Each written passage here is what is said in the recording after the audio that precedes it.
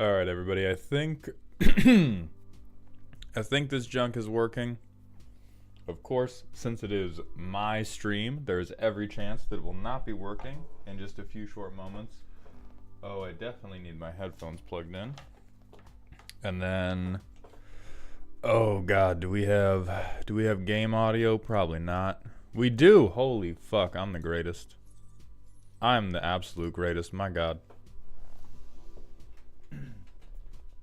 Alright, so the game plan today. Oh, fuck, there's Cube Draft. The new game plan today. I did not update the YouTube stream information. Holy shit, he's drafting. He's drafting. Get down. What's up, Alex? What's up, Mirsha? Hello, Bobby. Wait, hold on. Oh my God. Hold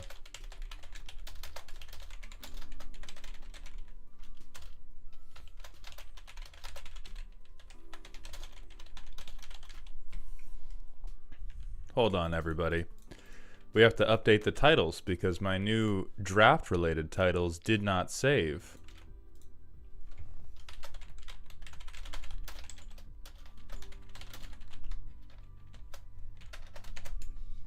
Alright, that one's saved.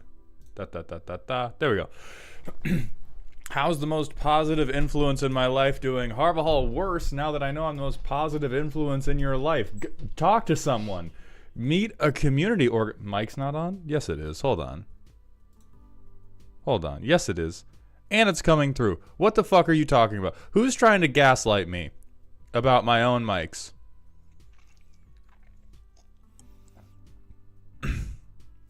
Puts noose down, opens stream. Oh, I'm just an idiot that had the stream muted. That's a self-report, Entario. Everybody, relate to this man who doesn't have a Twitch stream muted every now and again. What's up, Relic? How you doing?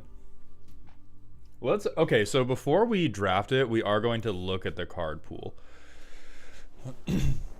Do I plan to do PAX Unplugged in Philly next month too? No, Spellbreaker. So the last day at my job is next Friday. So after that, I'm going to be trying to hit the ground running on a lot of more aggressive content production. Crazy Moose, thank you for the $5 super chat. I have you telling me to seek help as my notifications. Aptly appropriate. This stream was the next notification. Perfect. Lemongrass, keep your Rusco far away from me. Keep your Rusco far, far away from me right now. And then Snifer, thank you for the 8 months in a row at tier 1. Welcome to the dog home, my friend. And Beefcake Emperor, thank you for the 13 months in a row. Happy extraversary, my friend. Welcome back to the dog home. We have a personal question from one username to Awesome3. I don't see that question yet, so hit me with it. Oh, Baldhound, what are your thoughts on the election? Right.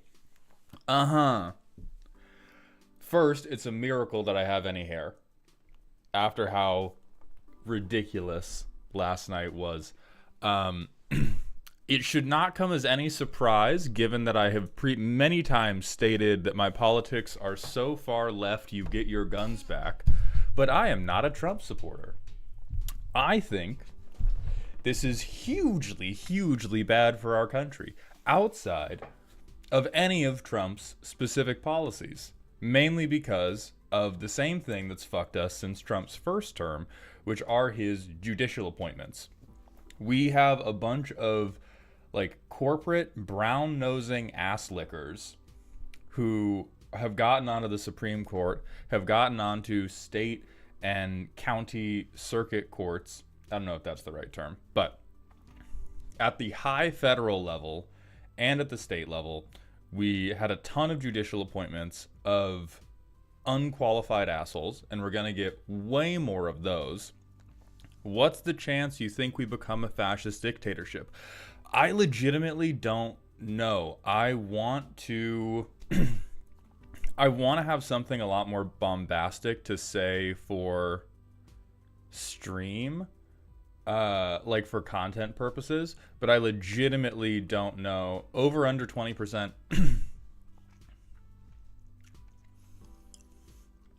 I think it's under 20% that we've fully become a dictionary definition dictatorship. I think it's over 20% that we become something that rhymes with one. I think it's probably 50 JM Day. I think it's probably 50-50 that we end up with something that rhymes with dictatorship. We might get a potatorship if Trump tries to stay in office for a really long time.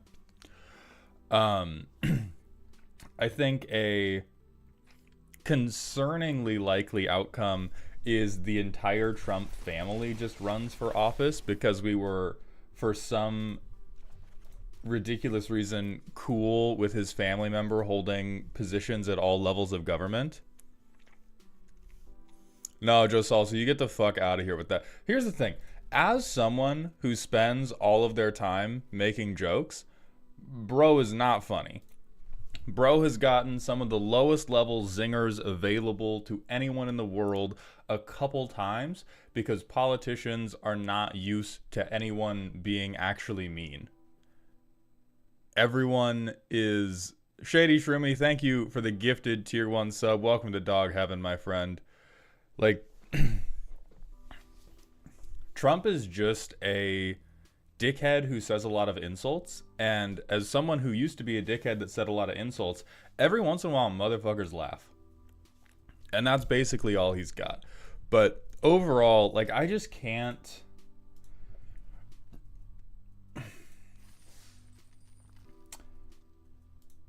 The best way I've been able to understand the mindset of a Trump supporter is that he's like right-wing Obama if you don't care about what the actual policies are, because most of what he promises is big dramatic change.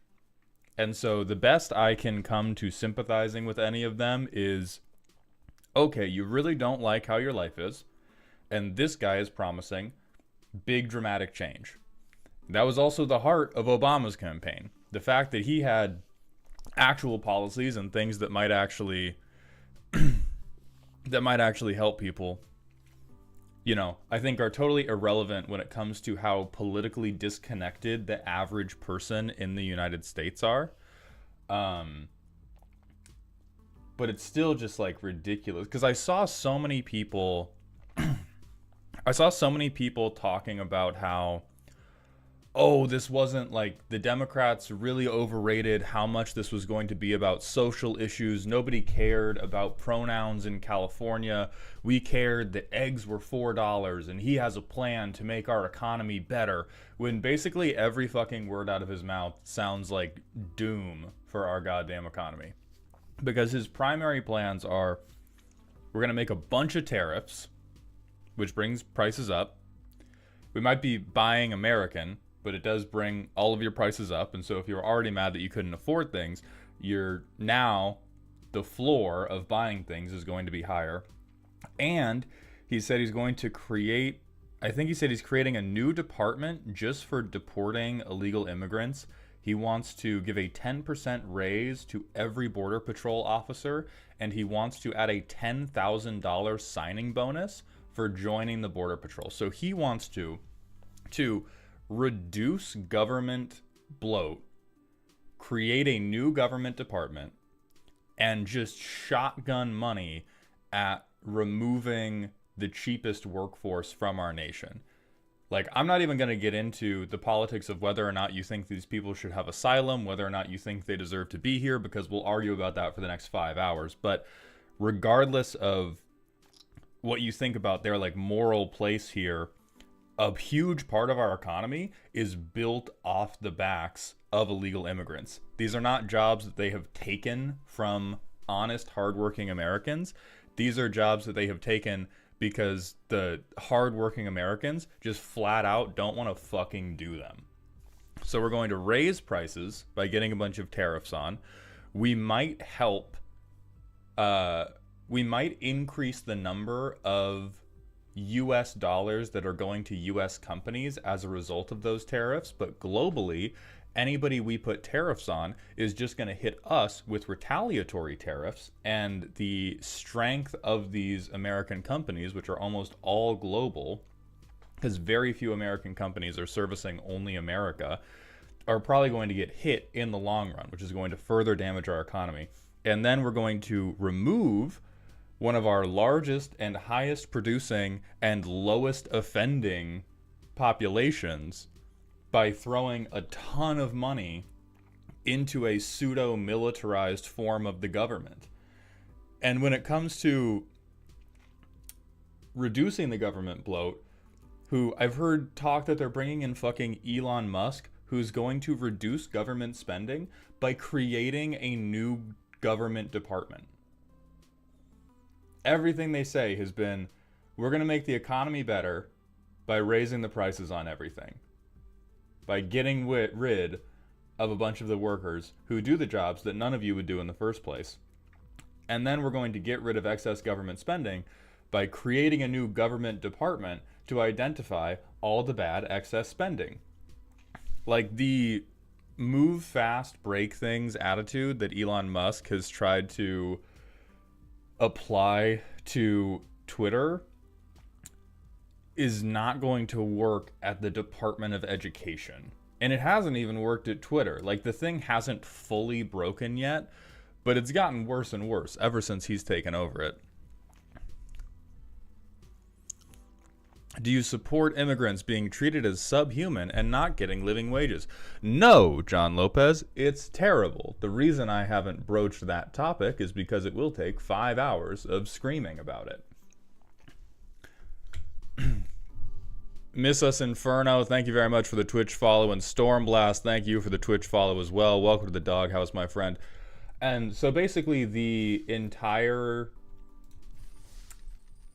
like, all of Trump's support, in my mind, comes down to people who wanted to say, I'm not happy with how my life is, but also didn't want to read or attribute any higher level thinking to how the election would turn out. And a ton of, another important thing to point out that really defined this campaign was Trump did not gain support. Trump lost support. Trump lost support amongst his base. The people he gained support with were non-white males. Overwhelmingly, he almost tripled his vote share with Black Americans, and he gained like 15 percentage points with Latino Americans. And for Latino Americans, from a demographic standpoint, they overwhelmingly anti-abortion, want to be very, very harsh on immigration. And so Trump won that demographic over with the whole, I'm going to make a department just for deporting people. But the only reason he really got any votes were gains he made on those specific cultural issues. And otherwise, we had like 16 million odd Democratic votes that voted for Biden that just didn't come and vote in 2024, which is ridiculous. Now, I am also personally, like, I have a very, very poor view of anybody who abstained from the vote because of Palestine if you are not an active community organizer. I believe that inaction makes you as morally culpable as action does. And so I was never really with the idea of, well, I'm not voting because I'm not going to be complicit in this genocide. Well, the other side's also complicit in the genocide. Well, then I'm just not going to vote, and therefore I'm not complicit. You're still complicit. You're still actively allowing this to happen. Now, if you do that in combination with holding protests, organizing local community efforts to try to resist or send aid to people in Palestine, or to petition the government to stop sending fucking arms to Israel like they should, that makes sense. But if you just said, no, it's damn goody, I'm not talking about the third party. I'm talking about the people who just didn't vote, period. I think there is a massive number of online slacktivists who watched like TikToks and YouTube shorts about how both sides were the same because Kamala Harris wasn't going to do an arms embargo against Israel. And so they just didn't vote, and they helped, like, even if they want to think that they're not morally culpable because they didn't cast a vote, they directly helped elect someone who's not only going to further the genocide happening in Palestine, or the Palestinian genocide happening in Gaza, he's also going to let Russia turn Ukraine into fucking glass. So, like, if you wanted to be not culpable in the deaths of millions, hey, guess what? Wrong choice. You picked wrong. More millions, more dead now is how it's going to happen going forward.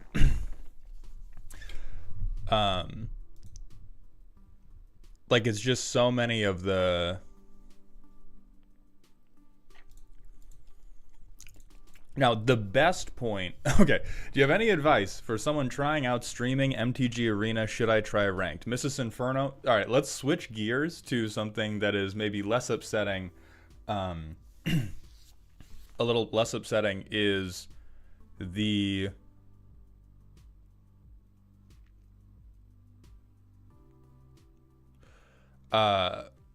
if you're going to stream, do you already make content? If you don't, I would not recommend you stream, period. I've tried that, and it really, really sucked. Twitch is one of the worst about it, but across every streaming platform, it is almost impossible to grow organically as a streamer. What you need to grow as a streamer is you need to have an audience from somewhere else that you port over to whatever service you are streaming on, and then you hope that it's big enough that you can get organic growth from there. Like, I managed to have some degree of organic growth on Twitch now because I took an existing TikTok audience, begged them to come watch me on Twitch and on YouTube, and now my baseline views are high enough that other people might organically click into me. But if you were going to here's what you do. If anybody who wants to be a full-time streamer, what you do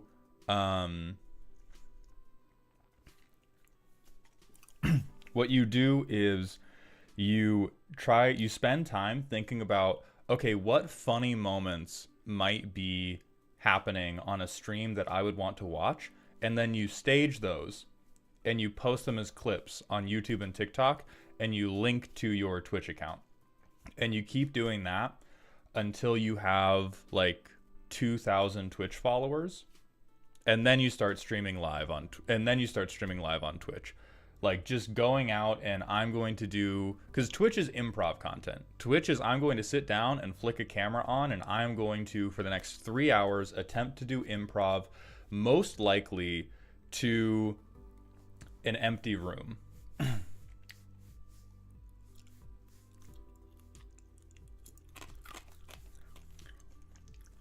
We're going to take a quick aside because some people are discussing it separately, and I do want to tie the loop on it. I think there are arguments you could make to abstain. I would likely disagree with those specific arguments. The ideology I am specifically contradicting with my statement about abstaining is if you abstained because of the Palestinian genocide. I think that is an absolutely ridiculous non-argument.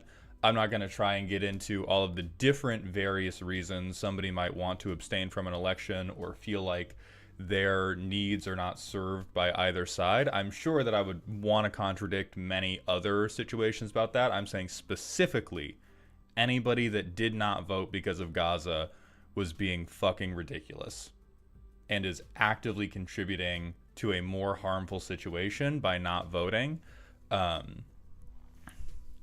James Greenfield, thank you for the $10 super chat. I've been thinking up a Manticore deck, but I realized Chromanticore is a legendary creature by expansion symbol, but not for creature type. Any other idea for a commander to fill in for it? So James Greenfield, I don't have a commander off rip, but here's what you do.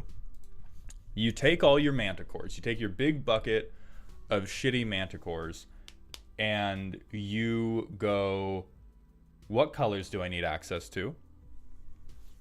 And then you're going to pick as few colors as you need access to. So if you have like 40 Manticores you want to include, and only one of them's white and the rest are like Jund, pick a Jund commander and leave the one white Manticore off to the side. After that, you need to try to look at what do all my Manticores want me to do? And then you just start looking for Jund commanders that care about that. I don't think you should play Morophon because I think that those decks are generally lacking motion. I think that most Kindred decks that just go, all right, well, I'm going to play the Changeling that gives me global cost reduction. I don't think that has Riz. I don't think that has motion. I don't think it gives very specific flavor to your deck. But I do think you should look at, I don't know what Manticores do. But if it's, okay, Manticores want to overrun, there's probably something in Naya that works for that. My Manticores can do stuff with the graveyard. There's probably something in Jund or Golgari that can work with that. So I would look at commanders that can help you, but they don't necessarily have to say Manticore on it. They don't necessarily have to say, oh, I support this creature type. They can support, you can pick your gimmick. You can pick your gimmick and then pick the commander after that. It's mostly mono red, deal damage. Yeah, that's...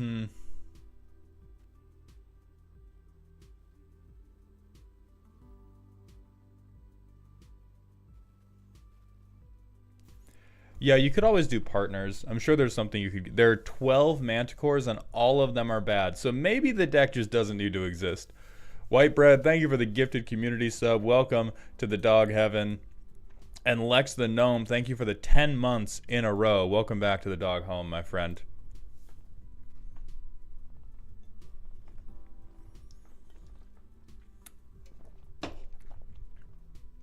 I'm also going to say, I disagree wholeheartedly with the sentiment that I saw on YouTube that I cannot fault you for avoiding participation, because you cannot care about politics and politics is going to care the fuck about you. But in the interest of being respectful, we're going to queue for the cube draft. James, thank you for the additional $10. Welcome back to Dog Heaven, my friend. Manticores look to be most colors, and at least the newer ones are either enchant creatures or when they die, they give their keywords to another creature. So there's plenty of good Enchantress commanders. That could be something that you go for. All right. I don't think this is good. This is pack one, pick one. Holy Christ, that's bad. Jordan, no, Z did not install that overlay. I think we could just do Vorinclex if we wanted to do like, oh, do we do Lura's bullshit? Either Chandra or actually true Innkeepers. +1/+1 counter on every creature is just such a fucking bullshit thing. It's a draft night. We're giving into the voices and we're going green stompy.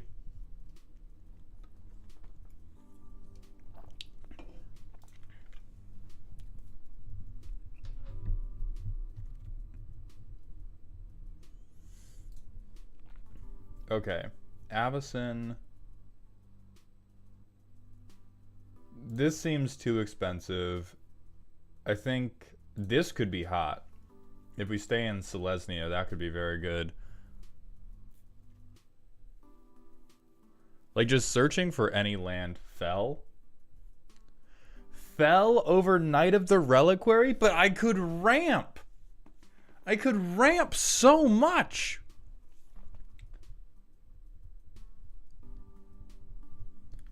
Elspeth Conquers Death. I think this is also a good one because it hits exile, but it is 5 mana. Knight of the Reliquary doesn't ramp you, and what lands are you finding? Shut the fuck up, dude. Shut the fuck up. What are you talking about? Okay, neither of these lands super help us, but... Okay, probably... Oh, shit, prime time. Better 6. Never mind. Now we're ramping. Now we are fucking ramping.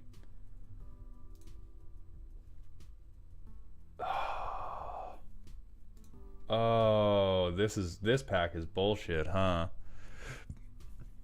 I think it's between Dracosaur and Gargaroth. This guy has held me down in many a cube draft. But Dracosaur is also crazy. Okay, there's Day of Judgment. I like map tokens. I've never gotten to play Trash the Town. And it's such a funny combat trick. Unban Primetime? Absolutely not. You shut the hell up right now. You shut your mouth, unban Primetime. Oh, hey, look, removal. We have removal now. They put this motherfucker in the cube draft. Thragtusk is also not horrible. But yeah, I think... yeah, we need removal on a stick is hot. Troper, this is the arena cube right now, and it looks like we're going mono green with a little bit of shit to throw. Is there a stated reason prime time is banned in Commander? I feel like it's kind of pointless when Sylvan Scrying exists. So prime time originally got banned in Commander at a time when Commander was much less powerful. It probably would not be the strongest thing you can do anymore. Back when it was banned, if you were playing green and you weren't running primetime, you were smoking a little bit of crack. Well, a lot of crack, actually. Because ETB ramp 2, attack ramp 2, that is enough mana that in casual Commander, which is normally decided by who can fart the loudest, you get to win if people don't just remove that, but you don't get to win deterministically. So these overwhelmingly powerful cards that say, I'm gonna win probably somehow, put your face in between my cheeks and wait, are things that got hit a lot, and that's why Primetime got hit. But it's no longer, ooh, me when I bone, me when I read. This is how I set myself apart from the electorate. This right here.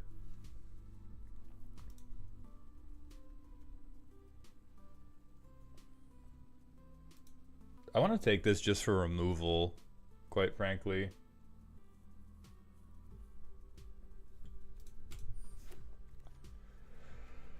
Okay, and then we could ramp. We could take Vron, but I really don't think we're on any type of aristocrat gameplay.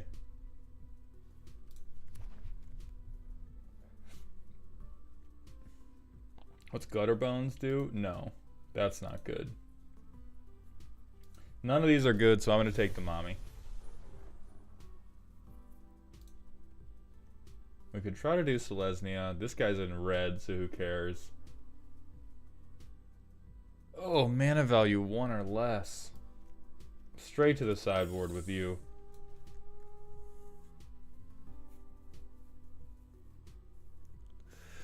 Yeah, Joe, I don't think there's too many token generators in this cube, so I'm not confident. I think this will likely be able to hit artifacts and enchantments as well as creatures, but we're probably not going to be utilizing the part where we kill everything else with the same name.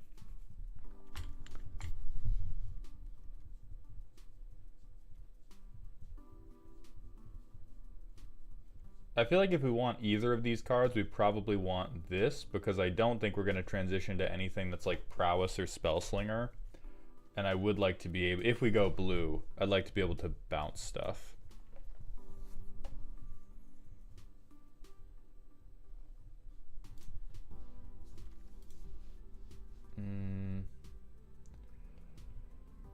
I guess I'll take the board wipe in case I need it. Oh shit, we optin'. God damn it, perpetual. Alright, listen up, everybody. Listen, hey. Everybody listen. Fucking Golos, bro? Oh no. Okay, hold on.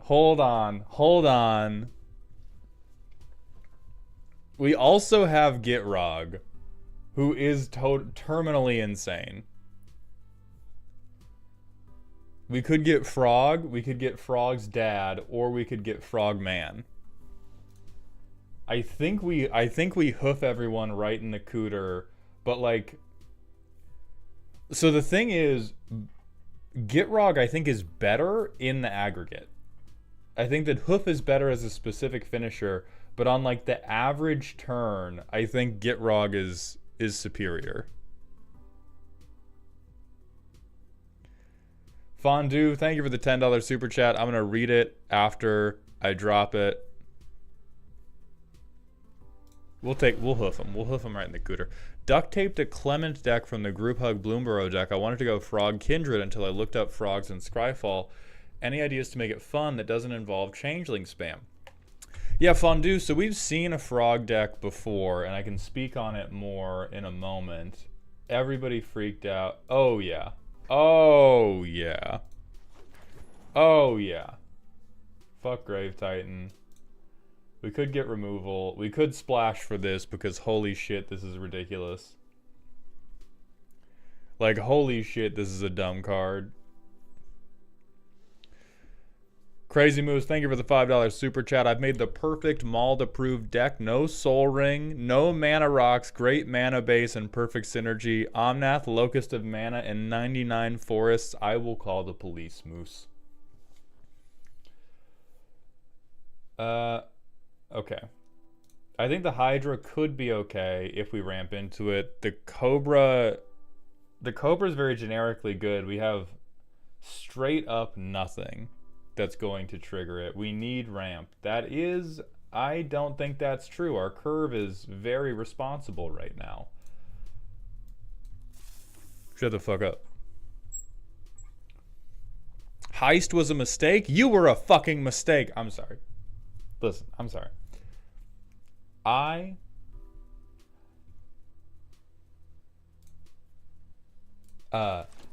like Heist. I just think all of the cards they gave Heist to are too pushed.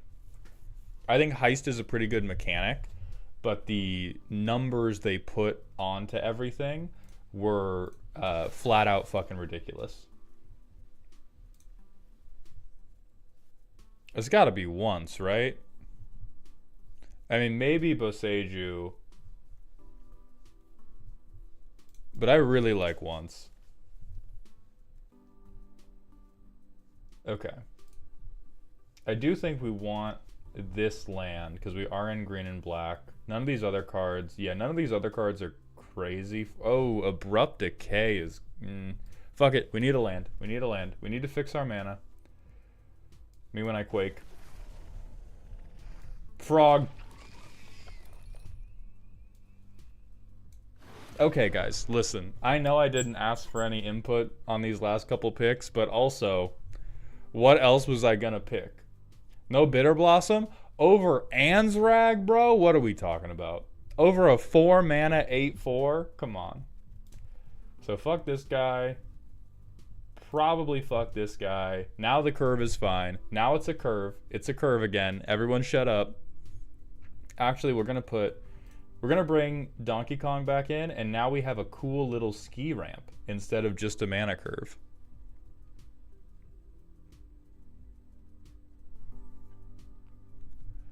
Why are you glazing the sacrifice card in the aggro deck so hard?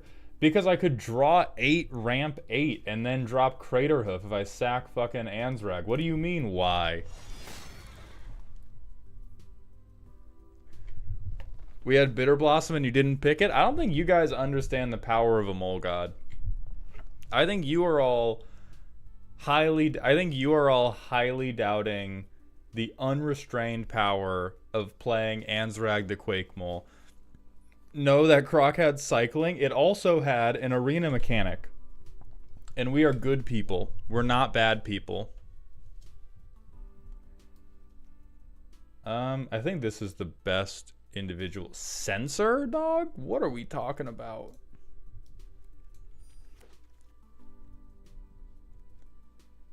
I think map token on ETB is not helpful. Okay, well, nothing else is helpful anyway.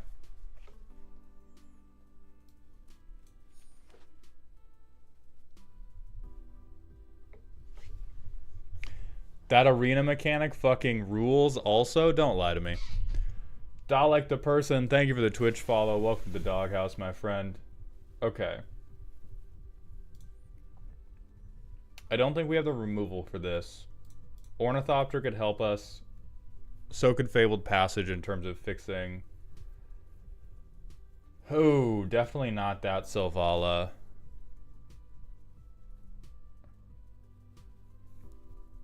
Push? We just talked about how greedy my deck is and how much I need to ramp. I'll take push. I'll take push. We're in 2-color. How much ramp could we need? So here's removal. This card's funny, even if it costs $1 million. We're not going to trigger Fecund ever. Oh, but we have... Yeah, we have a 2020 Honda Civic in here.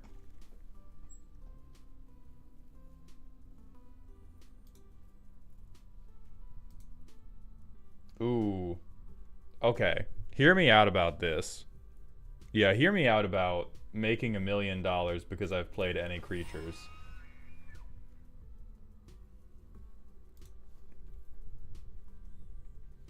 I'm almost 100% it's this, but I am thinking about Restless Cottage only for having a manland.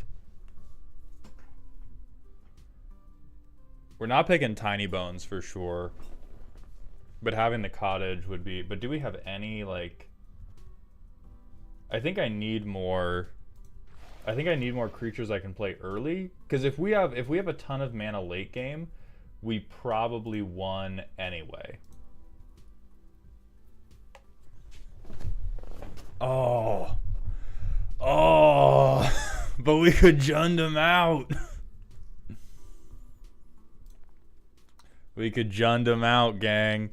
Kala, thank you for the Prime sub. Welcome to the dog home, my friend. I appreciate those Bezos bucks.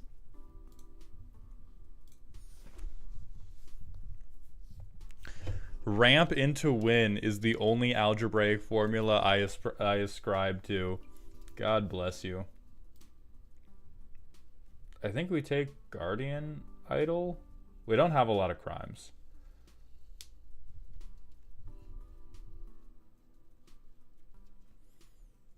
Or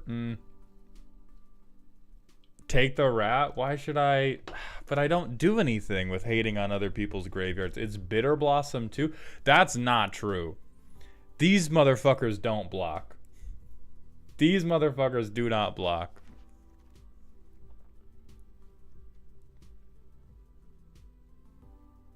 I'm gonna take Bloodsheeth's Thirst. Or actually, oh, hold on. Preacher of the Schism though.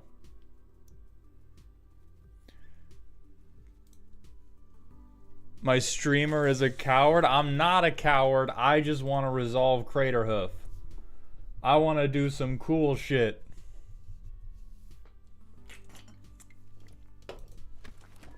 I didn't mean to double click it, but we took it anyway.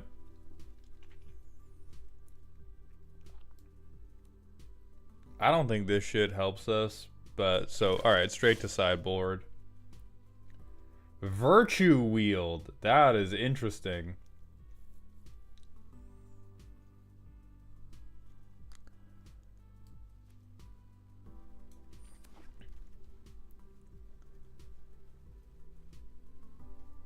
Okay, these all suck. So we're gonna move these over to the sideboard, just in case. Just in case.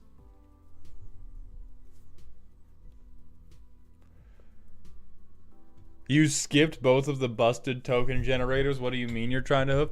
I'm trying to go Ansrag into Gitrog into Craterhoof. Can I? Let me dream, bro.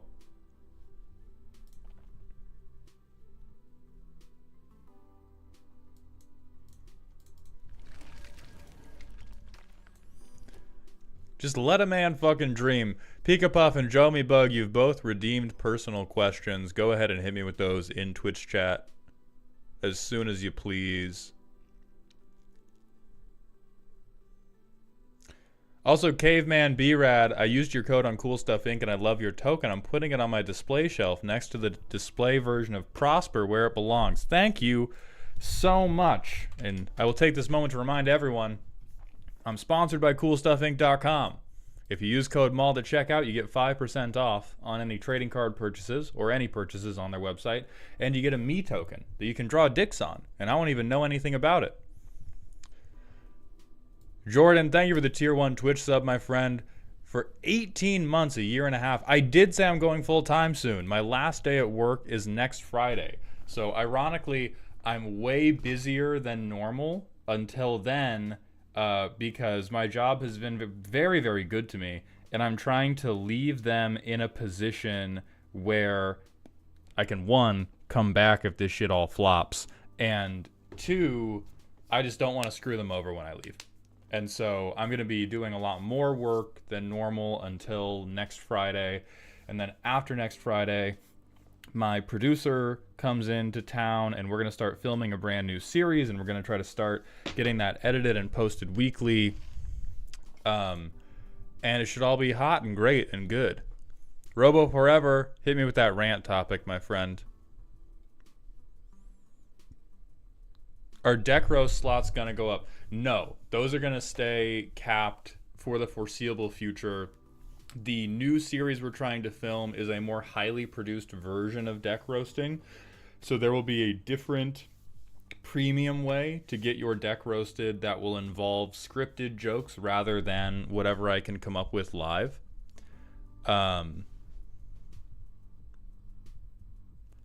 Zlaux, thank you for the 11 months in a row at tier 1. Welcome to the dog home, my friend. Arya, how badly do you want Ansrag? There are no words, brother. Jomi asked the question, what's your opinion of on-theme cards that are just a little worse than generic cards? I'm brewing Tana Keleth partners to beat Saprolings out of people, and I'm using the cards to let you sack Saprolings for life in cards instead of guaranteed draw like Harmonize. So first and foremost, I love them. I think the purpose of playing Commander is to find cards that are unplayably bad that become okay thanks to whatever commander or strategy you're playing.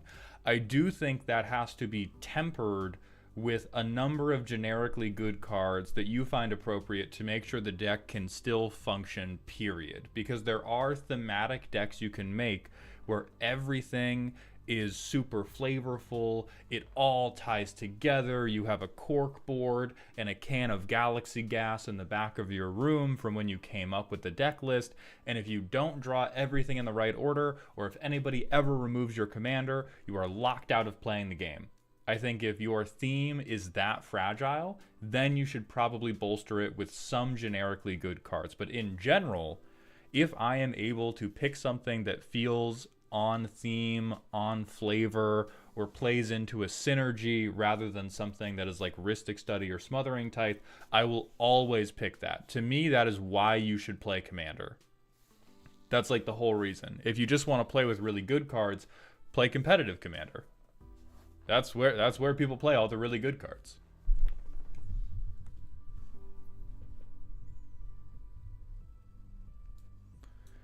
Ironically, I used the code in an order where I bought all of the mirror I didn't have for an Urtet deck, which I was reminded of wanting to build by your roast of him. Cheers, mate.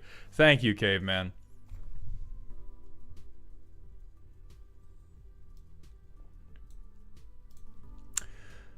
Super Trollers asks, what's with the hate for Rhystic Study? Don't you like the prisoner's dilemma it inevitably creates where two players will basically ally to fuck over the other two players?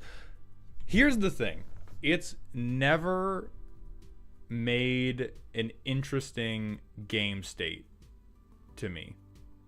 We're going to say that again, but faster, in case this gets taken as a clip by my YouTube editor. But I've seen Rhystic Study played in a ton of situations. I've seen people react with groans to anger to it being totally normal because it was a CEDH game. I have never once seen it make the game interesting because inevitably one person breaks on paying the 1 and then nobody pays the 1, and then the only outcome is one deck has quadruple the card draw of every other deck. The only time it hasn't been absolutely oppressive to the game state is when you're playing with someone who has a like truly very narrow and very bad deck. Most decks are not that, but my buddy Gabe has a Chromat deck that is meant to be a Chromat Mutate deck, and in that deck I've seen Rhystic Study be resolved and wasn't that crazy. But for the most part, it is everybody that runs it has two different decks. They have my deck if I draw Rhystic Study, which is a good deck, and then they have my deck if I don't draw Rhystic Study, which is a pile of random tin cans and old hot dogs that they found under a bridge and taped together. It's very, very bad to have your deck hinge completely on Rhystic Study.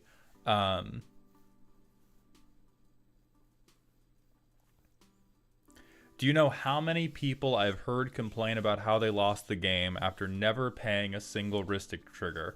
Yeah, for sure. Like nobody's paying close enough attention to the Commander board game to allow Rhystic Study to be interesting. Like, do you want to know where I've seen the cards like that be more interesting? In CEDH. Because there, people are actually crunching the numbers and trying to figure out if they can afford for you to draw that card or if it's better for them to wait. In Casual Commander, where everyone is just playing Monopoly but with dinosaurs, everybody goes, fuck it, we're all having a good time. You should get to have a good time too. Draw your card. And then next turn, they mysteriously find a combo win that didn't exist previously. And so I mind Rhystic Study less at really, really high levels of play, because there it can create some interesting dynamics because people understand how strong it is and they actually attempt to maneuver around it. In low power play, 9 times out of 10, it blows the pod out of the water, and if you think your deck truly needs Rhystic Study, what you need is a different deck.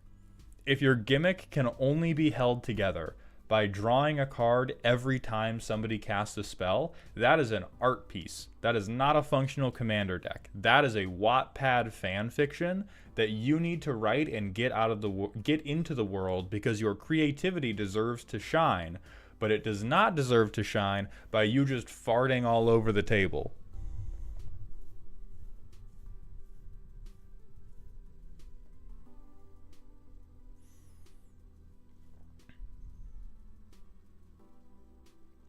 I have an Azorius deck where I use Rhystic Study as good card draw because my win condition is Second Sun.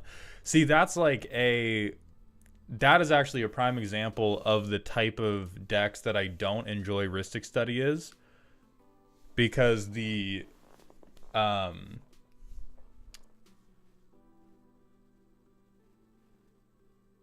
because it means your deck is functionally nothing else but those two cards matter.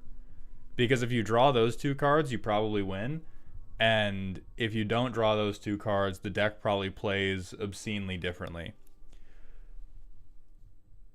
3 of those sound like gatekeeping fun, and the last one is solved by proxying. So it's not gatekeeping fun for me to say I think something's cringe. I think that's very important. I think that's very important for everybody to understand, is I'm just a guy. And I say stuff funny sometimes. That does not make me an authority on anything.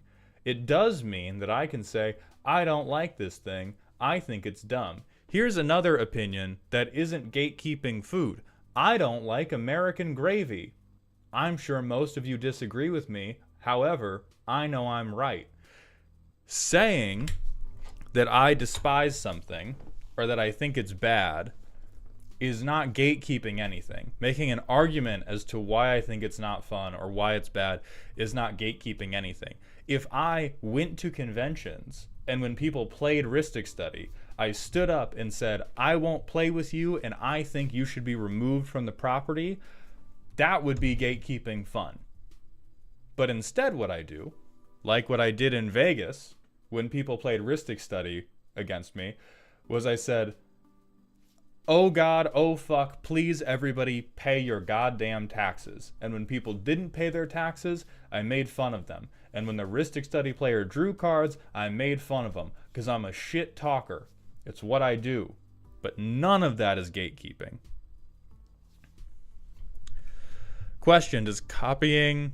I wasn't referring to your statement, Smald. Sorry for the confusion.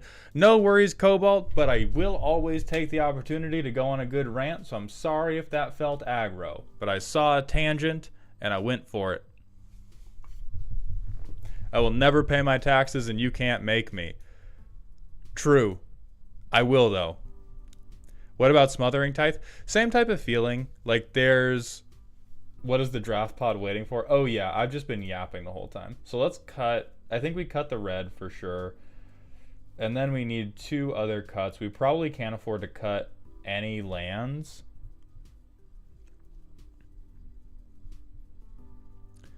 Gotta go, Maul. Got an early shift. Sleep well, Joe Salsa. Thank you for coming by the stream.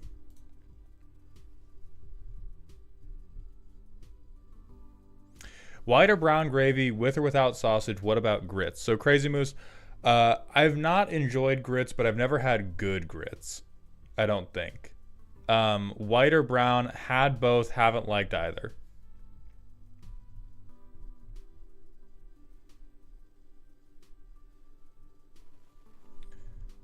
All that glazing for Ansrag and you don't even play him? Alright, you got me. Hold on, you've convinced me. And I'll put Virtue of Persistence in.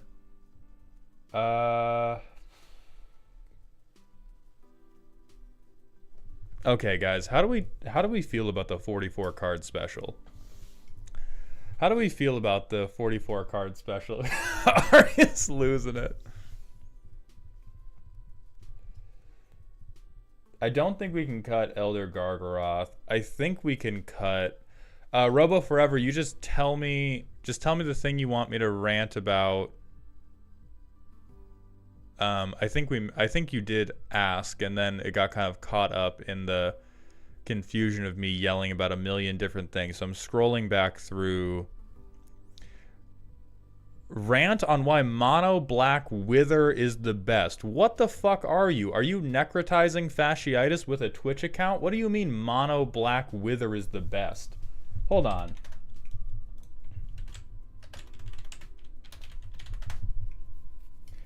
I get to say Mono Black Wither is the best because this is my girlfriend. I am dating Mono Black Wither, so I'm allowed to do whatever the fuck I want. I think there are a few people in the world that deserve Mono Black Wither in the same way that there are a few people in the world that deserve to have their pants filled with rats. That doesn't make it good. It just makes it a necessary evil. Wither is infect but based. That's not true. Infect is infect but based. Stop it, Hamburger. So the thing that I don't respect about Mono Black Wither is if people go, oh, I'm playing Mono Black. If you tell me I'm playing Mono Black Wither, what I also know that you have said, what I heard in my ears, is I do not have a win condition.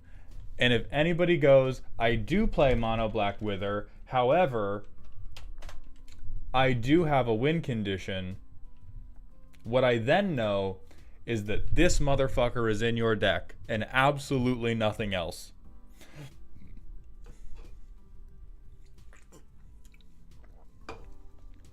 And you said, yes, I can win the game. Why are you looking at me like that? So I'm not opposed to Wither as a mechanic. What I'm opposed to is if Wither is the main theme of your deck, it means your deck is themed around removal rather than trying to win the game, and I generally don't like that. Okay, I think we can cut Rookie. I think we can cut... We'll cut Ansrag, and then if we lose, we will apologize for not believing in him. I'm going to try a 41 card special with this. Cut the fork. I'm not cutting the frog, Will. I am not cutting the fucking frog. Also, Great Stone Monk, thank you for the Prime sub, my friend. I appreciate those Bezos bucks. Welcome to the dog home. All right, Atticus, what you got?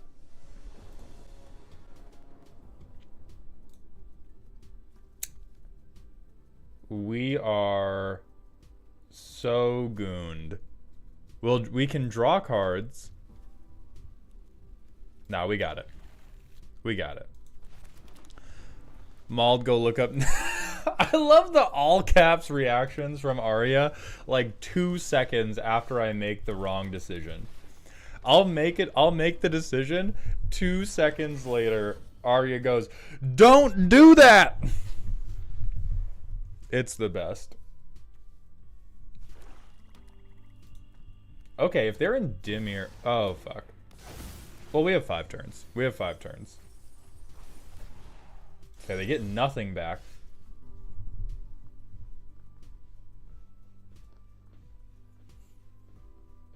Where the fuck you at, huh? Where my haters at? Where my haters at today? Let's preach on them. Let's preach on them real quick.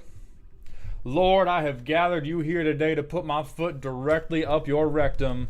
Amen. God damn it. Well, we can't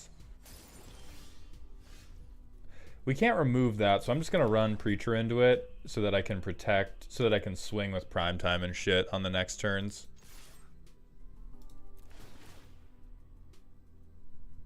Draw first? Nah.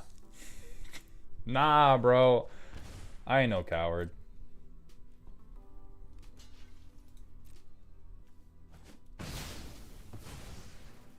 Me when I have vision. I rewatched your Maryland roast after a bad night. I now want to take my LGS to combo jail. I mean, hey, listen, God bless you, but bring protection. Okay. I mean, I think blue-black are the right colors for me to try to get away with this super... Oh, Jesus. Oracle of the Alpha? Come on. Come on.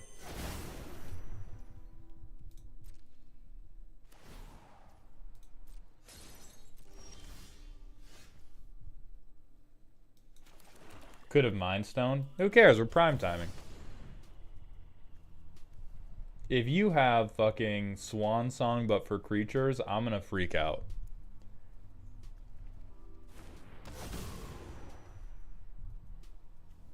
What is Oracle of the Alpha? It's one of the dumbest Magic cards ever printed.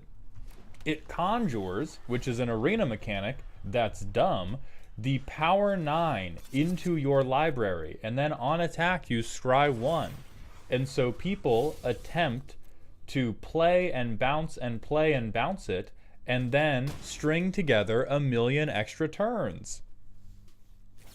Yeah, Eugene, this is Cube Draft, which is basically a bunch of mega powerful dog shit.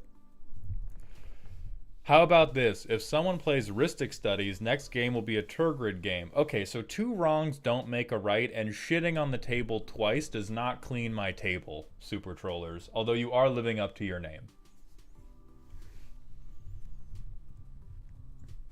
I literally don't understand what that adds to the game. This just adds, like, masturbation to the game for really annoying blue players.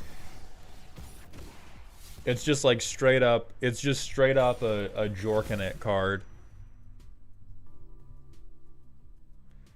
You built Quasar because of the short? I will send a letter of apology to your table.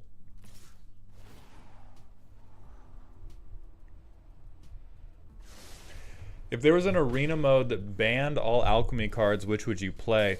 I mean, I do that, right? When I play standard, I'm not playing with alchemy cards.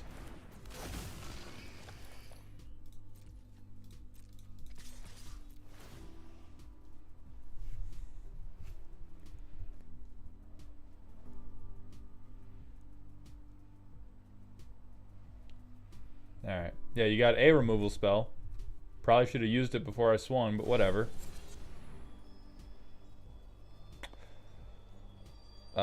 It doesn't matter because we're going to shuffle it for... But do we want to shuffle it, actually? That's a good question.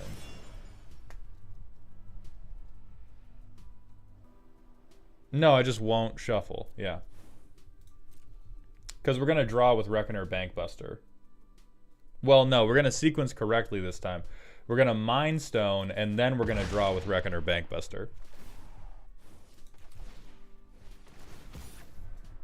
Oh, fuck. Second spell each turn.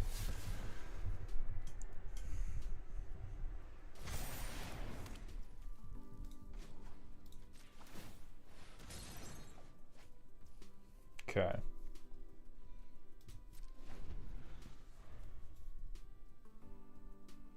I don't want to use Once Upon a Time for Prime Time because it's checking top 5 for something, and if I know Prime Time is the card that is immediately on top, then using it for Prime Time feels like a little bit of a waste. Oh, do we just fucking lose now? God, that's gonna be so dumb.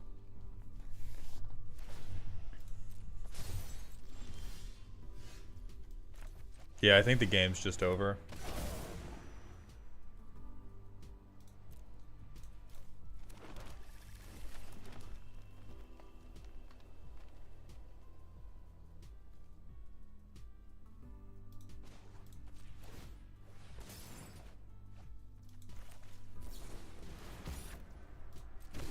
Because they just get to bring back Death Touchers every single turn.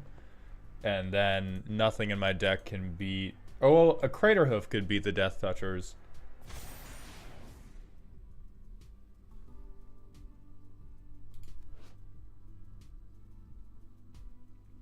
Do we have the mana to play and transform this? I think we take this regardless. But then we can't really swing. Oh, the enchantment killer would have been... I'm really just thinking of, like, I need... needed Crater Hoof. Eugene, I believe I've made a short on this Gitrog. I'm not 100%, but I think I have.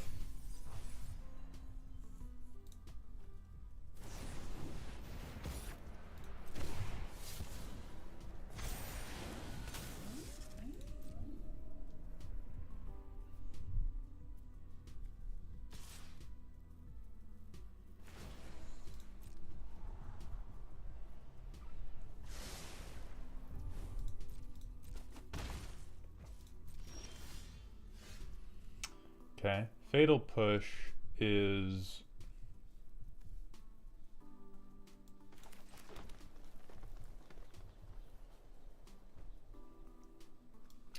I can also Fatal Push on their turn.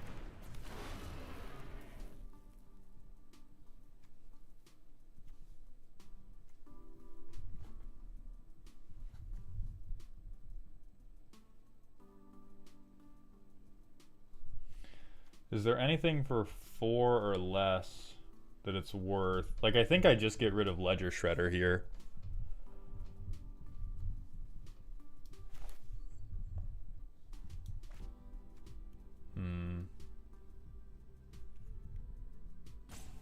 I'm gonna draw first.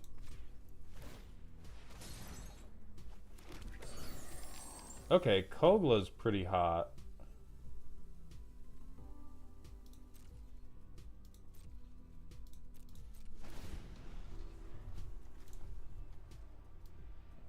Yeah, their best option's Strix, and then...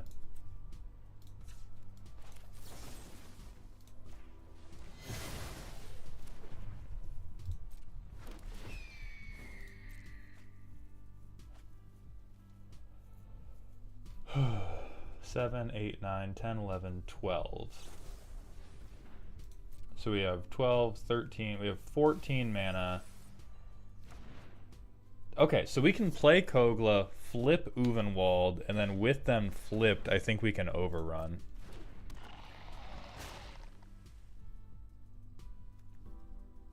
So we just need them to not kill Uvenwald. Okay, great. They're fucked.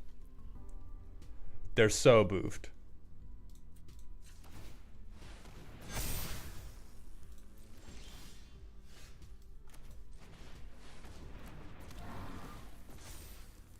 Let's get rid of...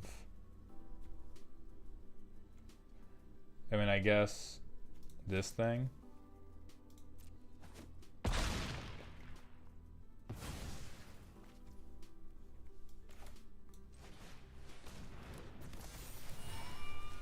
Yeah, there's no reason to not play everything.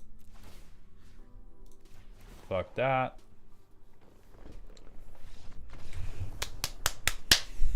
That's the power. That's the power of hoofing them. Hoofing them at home, baby. God, that deck was annoying, though. My God. Fuck you, Oracle. All my homies hate Oracle of the Alpha.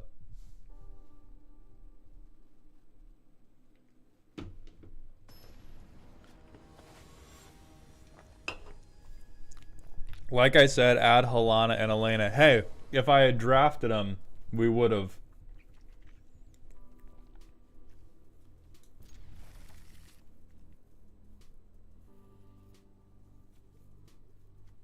This seems fine. We have some ramp. We can hoof them.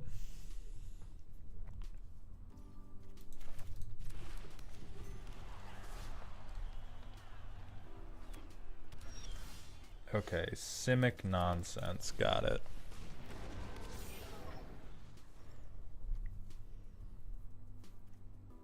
I think I'd probably just go Visionary. If they play a really problematic artifact or enchantment... Oh, fuck that, dude. Are you serious?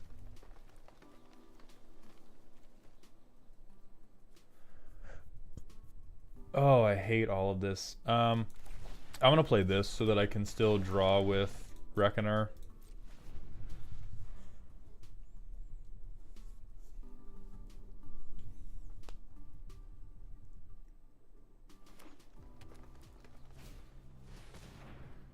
Oh, come on.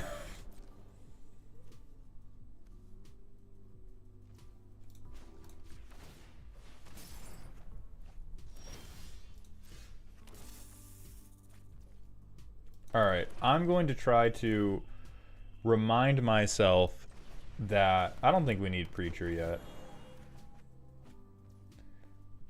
Because if they hit me for 1, it really doesn't matter. There's nothing in my graveyard right now that they can get with Tiny Bones, and so I think that they're just kind of scaring me with the Death Touch, but it's not an actual meaningful amount of damage.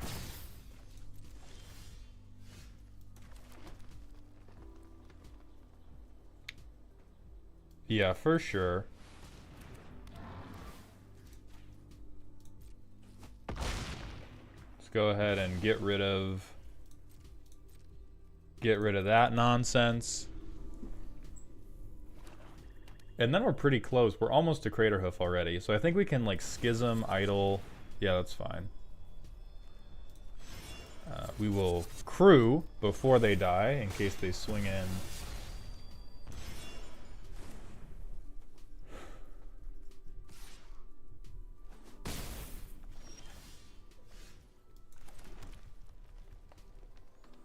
Ooh. We have InQ. So 1, 2, 3, 4, 5, 6, 7. I think I want to drop Talent.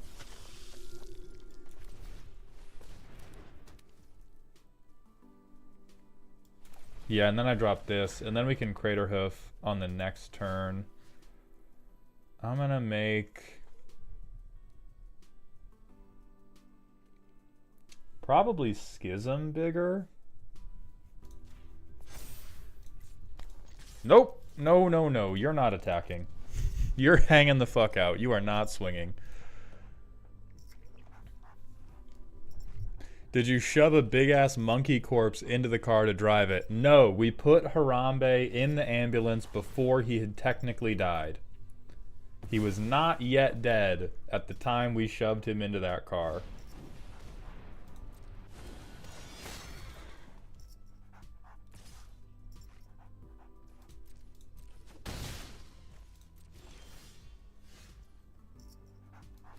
I think I do this. They're not threatening lethal yet, so I really want to draw some cards. Oh, hell yeah. Oh, hell yeah. And now if they don't board wipe, they're just boofed. If they don't board... Yeah, so next turn, we hoof them. If they do anything but board wipe us, I think hoofing them works. And now we can finally defend against this fucking slick shot. I'm so tight, dude. I'm so tight. Alright, so they have Crater Hoof. So we just have to start killing their board immediately. They need 8. They have 7. So if they have one more land drop, they're able to do it. So...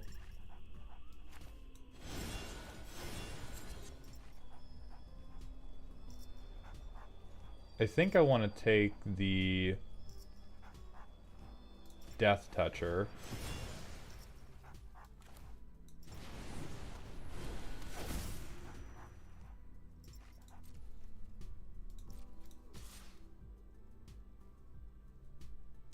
I want to keep my Death Toucher.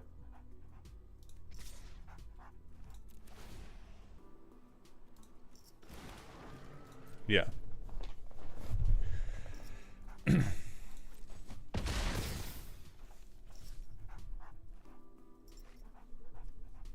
Can I hit any... No, none of these get hit by that.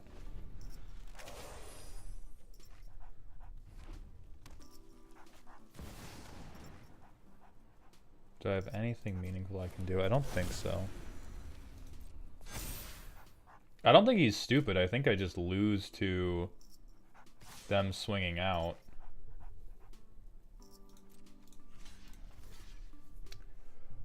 Alright. So I need to block... Well, I want this motherfucker dead.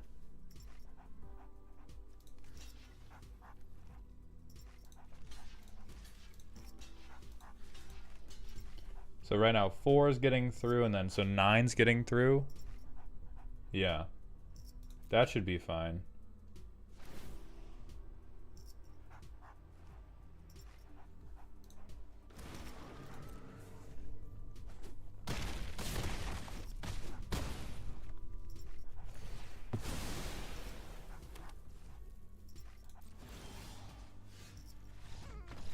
What a fucking loser. Come on. There's no way you do all that and then you don't let me hoof you back. There is no fucking way you wait the whole game just to do theft and you won't let me do theft. Absolutely, absolutely broken spirit, bro. That is that arena. That's that arena mentality for sure.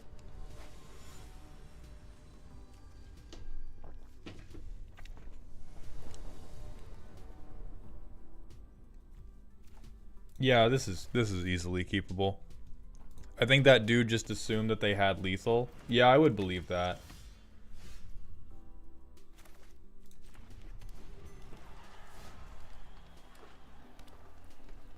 Please start evolving this guy.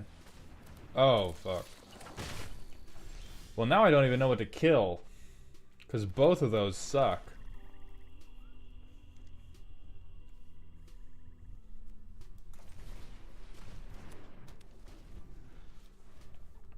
So I guess we try to get to Kogla, and then Kogla can remove one of them. Alright, well now we kill that guy.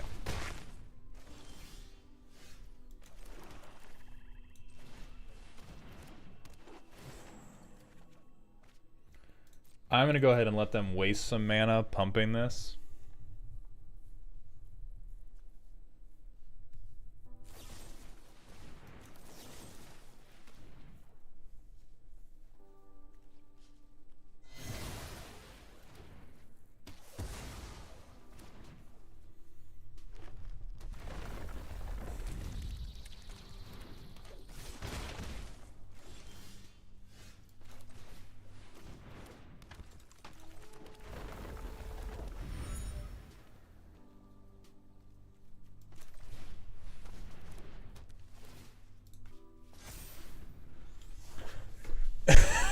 Arya's trying to type at the speed of sound to get these to get the advice in. That okay. I think we can play Kogla next turn and we just trade Kogla away for the Sheoldred. Nope. Haha! Dipshit.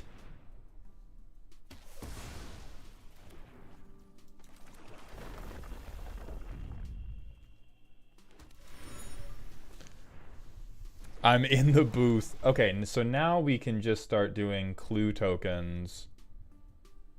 I don't think the ward 1 is going to matter at this point. I want to draw, I want to make tracker bigger, and then I want to make fungus bigger so that it can block meaningfully too. Oh, well, I guess, okay. If it's only a green, then yeah, we may as well invest. I thought that this second step was more expensive. Oh, and then we can steal their Sheoldred. Let's fucking go. We're back. Personal question. What Millennium item from Yu-Gi-Oh! Would be the best for Magic? It would have to be, like, the eye, right? Being able to see what your opponents were going to do is so much stronger. Like, it's either the eye or it's like, oh, I get to cheat at Magic with the puzzle because I know exactly what's going to happen at all times.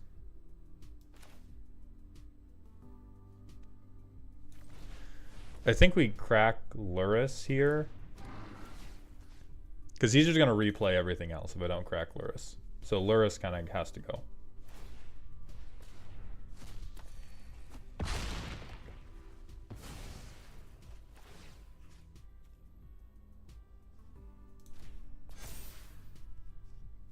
It's okay. Okay, but what if it's LSV in the puzzle box? I've seen some of LSV's draft ratings. He can stay out of the fucking booth. I hate these people. I hate these motherfuckers who keep waiting till I have one turn in hand to play their hand rip. Aaron, what's up, my friend?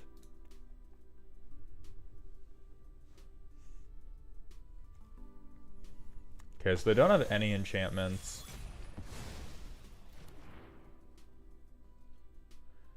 We at least still have the clues for card draw. Yeah, this will be fine.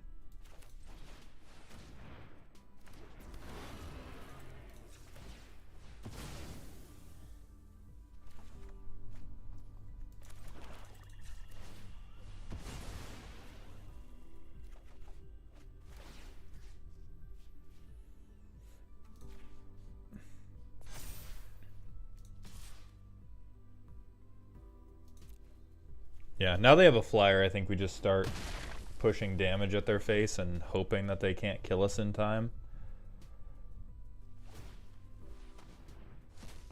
Ugh, I think we just fucking lose. That's so fucking annoying that 2 turns in a game, we just get put in these impossible situations by people sniping the last card out of our hand.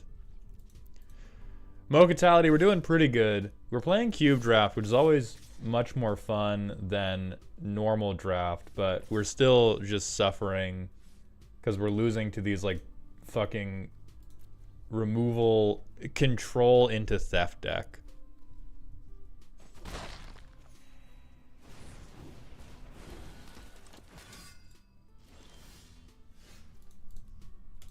That's so fucking stupid.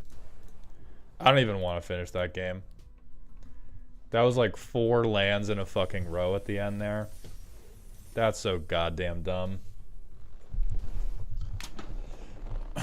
can't dig for an answer for the bat. At that point, we had Mind Stone to dig with, but I just didn't want to play that game anymore, to be perfectly honest. I'm not very motivated by winning at Magic.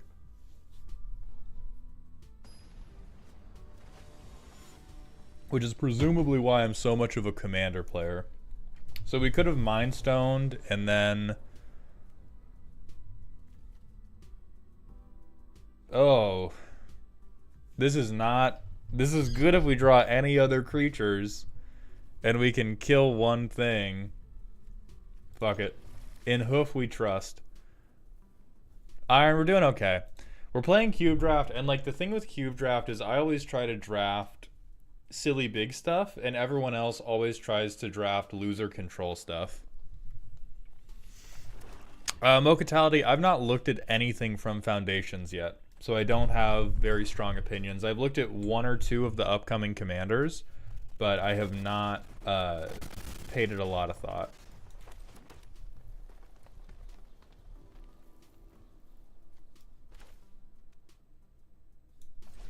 We don't give a fuck about 1 damage right now.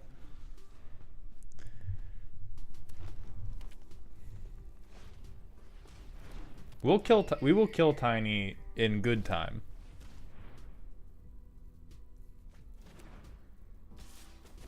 Yeah, because like they can't.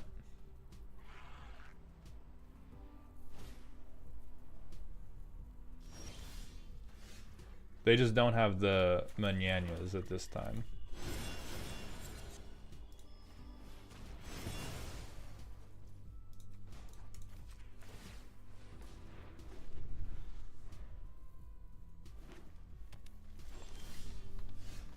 Brit Bread, it's good to see you, my friend. I am glad you are here, even if you are not well. And then we just keep fucking committing to the Innkeeper's talent. If we can play Gitrog, then we get to make him an 8/7 turn 1, which that would be pretty fucking funny.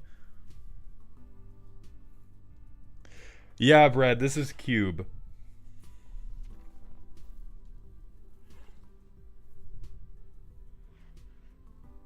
It is Arena Cube. Fear of Ridicule. Oh, I fucking hate Arena cards so deeply. I hate Arena cards so deeply in my heart.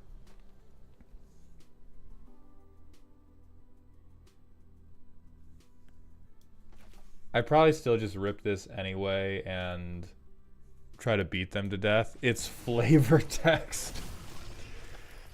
We have Craterhoof at least.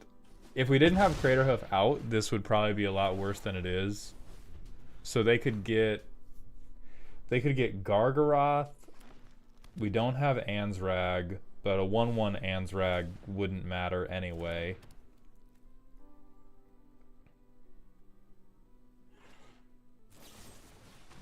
Dog, I fucking hate it here. I am surrounded by cowardly removal players, and of course they get a 1/1 Gargaroth from us. Dude, like...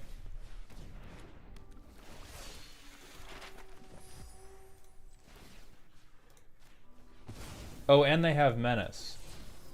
So they're just going to steal... They're just going to snap steal our entire fucking deck.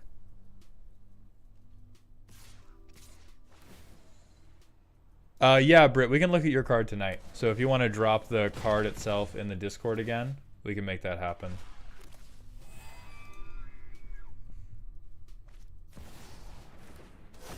Oh, good. And now they can tap everything for Bristly Bill.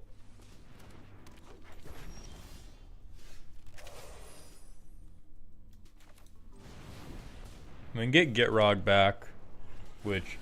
Oh yeah, all enchantment creatures have Menace. Arya. Which, this is as good a time as any to reveal that I have not finished setting up my account yet, but I have been officially accepted into the MTG Online Creator Program, and so we are going to be switching to MTGO in like a week or two. and never going back to this dog shit because this is awful. Like, this whole sequence of events here is such a fucking disaster. Pika Puff, no, the custom cards don't have to be commanders.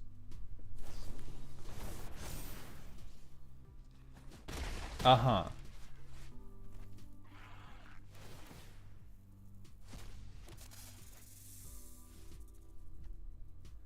Yeah, every arena card I've ever seen is a mistake. I think that there are...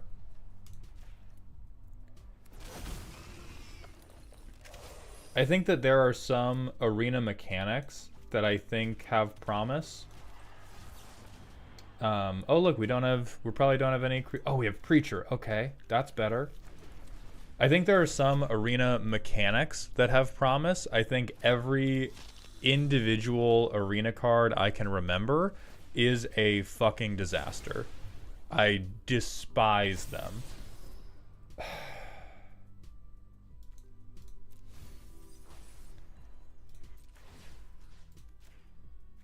I'm putting this in the graveyard so that I can... Oh, they're just going to Deathrite Shaman it. Who cares? I would rather it get exiled with Deathrite Shaman than them get to play it because they steal it with all of these bullshit enchantment creature hits.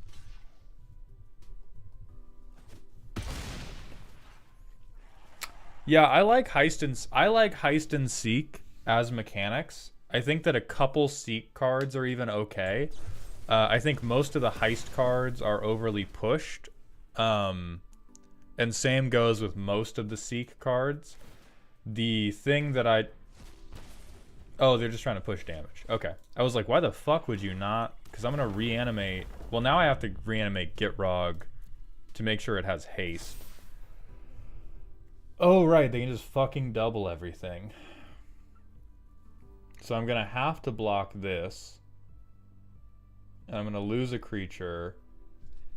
And then I still might die to... This will be 3, 7...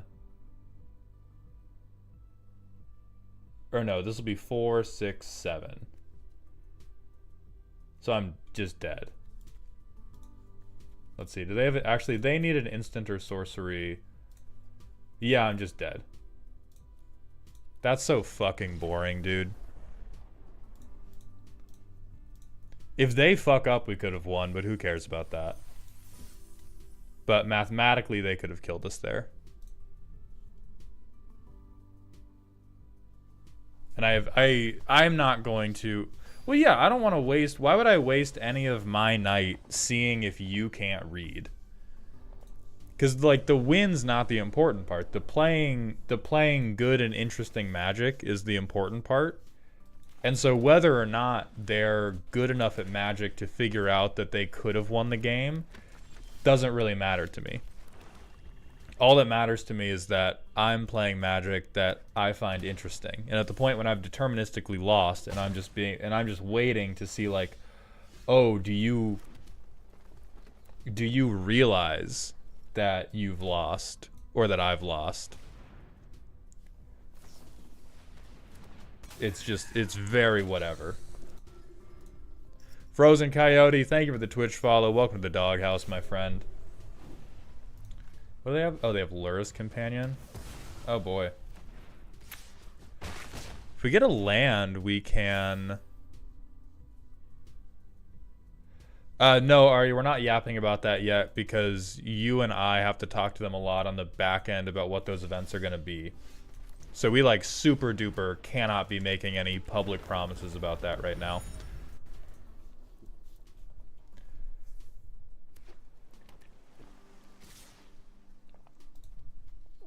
Okay. They have the mana to make that Death Touch, so I don't think I...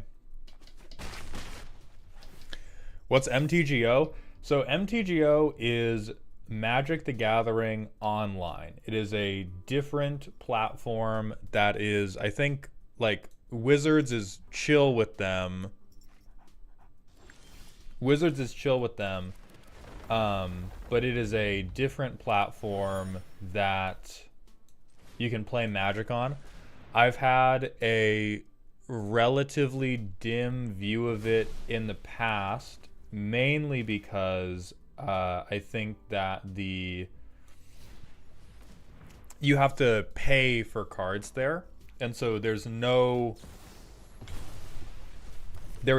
free to play grinding on Magic the Gathering Online, which disappoints me immensely. That said, Arena's economy has been it is Wizards run. Okay. That said, Arena's economy is also pretty fucking ass. And Magic the Gathering Online at least won't have any alchemy cards, which is basically the only... Magic Online is pretty cheap, and if you drop $5, you can play for free forever. We will definitely be investigating that, because if that is true, then that's awesome, and I won't really have any issues advertising them or working with them going forward. But I've definitely had previous misgivings. It is not. It used to be operated by Wizards, but was turned over to Daybreak Studios. That makes sense. That's in line with what I thought. Maintained by a separate company, but endorsed by Wizards. Yeah. And so I'm just crazy fucking excited to not have to play with alchemy cards anymore. Are we winning? Simi, this game's actually pretty close. We're gonna resolve Gargaroth, and we will see if that is good enough.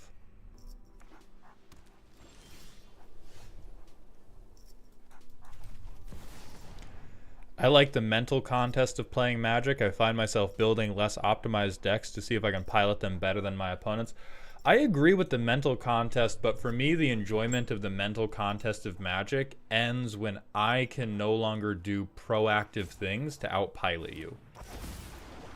If there are no longer choices I can make to outplay you, and I'm entirely reliant on you doing something that is strictly wrong, and I cannot try to force you into making an error, that just makes me, that just seems like a tremendous waste of time to me. Oh, what's up, Garrett? How you doing?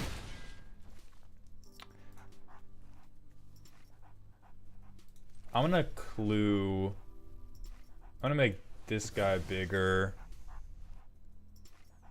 Yeah, for sure, Cobalt. And I get the desire to want to watch your haters fail. I feel that for sure.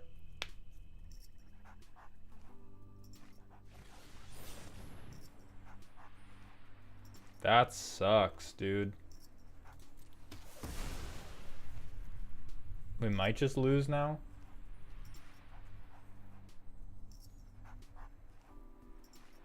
Because then we're gonna have to double block the sleeper. Let's see what we draw. Yeah, I think we're just totally cooked. Because if we don't block this guy, our life total is going to go too low. And Gargaroth was our only way to try to get out of that particular hole. And then they just play... Okay, they need another land drop to move Lurrus to hand and play it.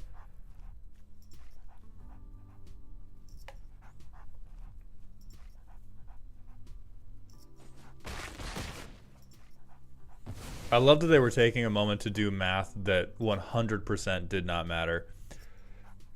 I just wanted you to know your video on Tom Bombadil made my day, and I thank you. Well, thank you, Simitas. I appreciate those kind words. Harvahal, hit me with that personal question, my friend. Thoughts on Foundations?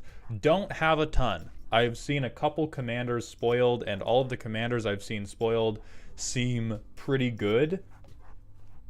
But I haven't seen most of the set beyond that. Oh, and of course they had fucking... God, I love a Lurrus deck that has Treasure Cruise. That is the height of fucking fairness to me. Is playing against Lurrus Treasure Cruise.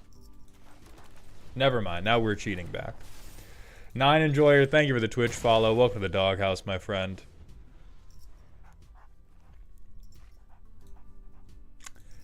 Me when I draw a million cards and lose anyway.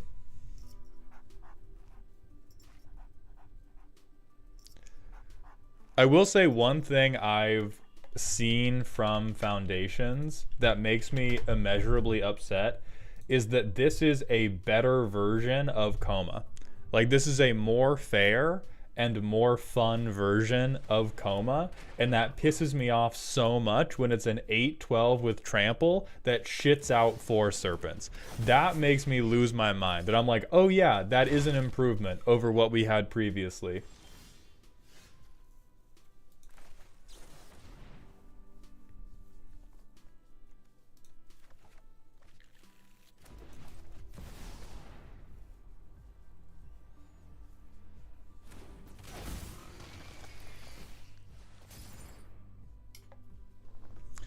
Less powerful though. That's what I mean by better, because the original Coma was very, very powerful, was really, really powerful, and in a way that was really unengaging because they were supreme. Okay, so we gotta bet. I can't swing both. I think I have to.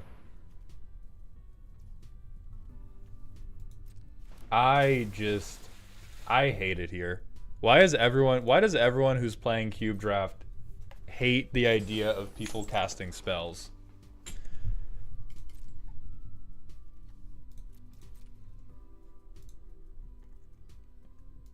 Nine Enjoyer, thank you for the Prime sub, my friend. I appreciate those Bezos bucks. Welcome to the dog home. These are angry and lonely people. We're gonna go ahead and just run this draft back. See if we can get a better,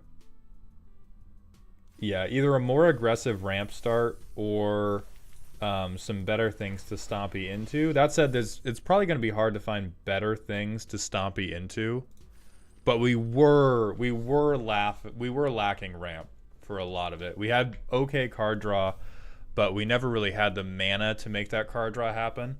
Ribbiter, thank you for the Twitch follow. Welcome to the doghouse, my friend.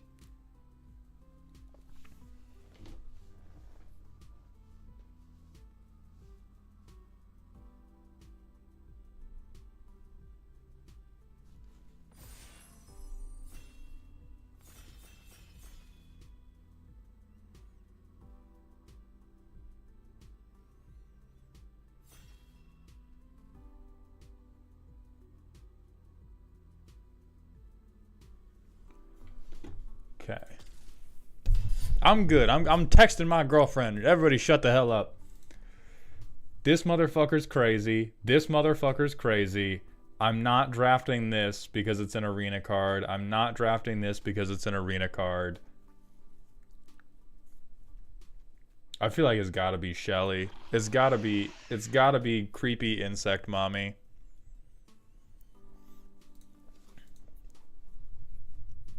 Mother? Alright, goody. Alright, goody. Take about 10% off the top. We win. We beat. One of the only decks we beat was the Shieldred deck, though. Hinnick9187, thank you for the Twitch follow. Welcome to the doghouse, my friend. So we got a good start, but we in no way have won the game yet.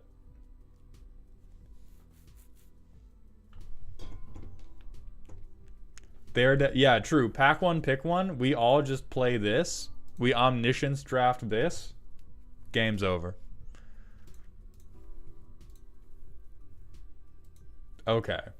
Dimir looking a little... Let's be real, everybody. Dimir's looking a little... Like, Crab's funny, but draw 2, discard on top of Shieldred. Does anyone like the arena cards? I never hear anything positive about them. I think the arena cards are a situation of a lot of people just kind of let them happen and don't have, like, are a little bit annoyed by them but aren't particularly offended by them. And then there's some people like me who are really angry at them and take every opportunity to say so.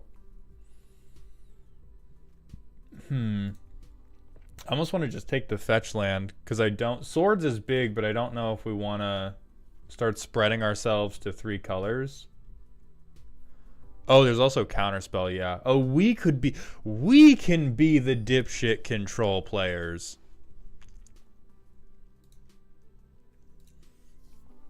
But overwhelmingly, the arena cards are a couple gems in a just like mountain of annoying dog shit, which is, it's just a hard place to be. It's just a hard place to be.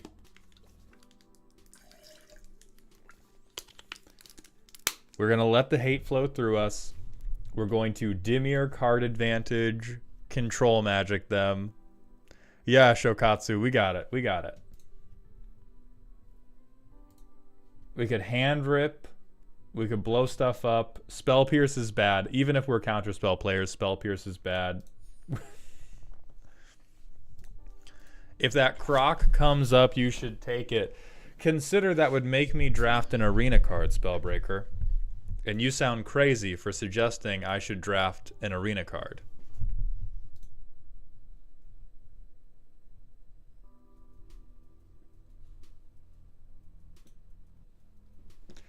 You don't want to play against Rusko the Clockmaker Mauled? I hate that guy. I hate that guy so much. I did an ad for MTG Arena's TikTok page that was me shitting on Rusko the Clockmaker, and I sent it to Wizards, and it was just like, yeah, we get it.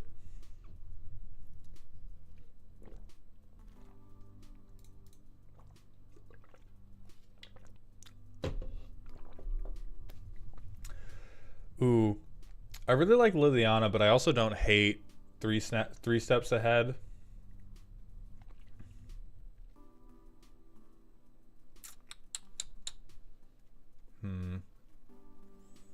We definitely don't want Phantom Interference. We can be in Reanimator. That is true. In Cube, are we doing all mommies and one creepy guy? Is that the plan? Mommies and a Scarecrow? We have the card advantage, they say, based on the one expensive card draw permanent.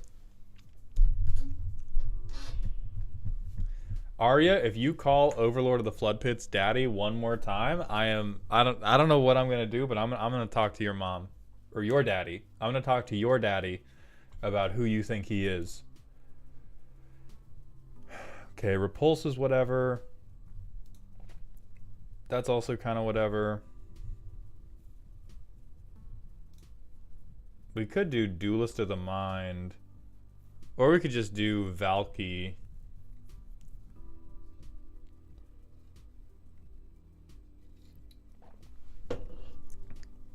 We could do Valky and like Splash Red.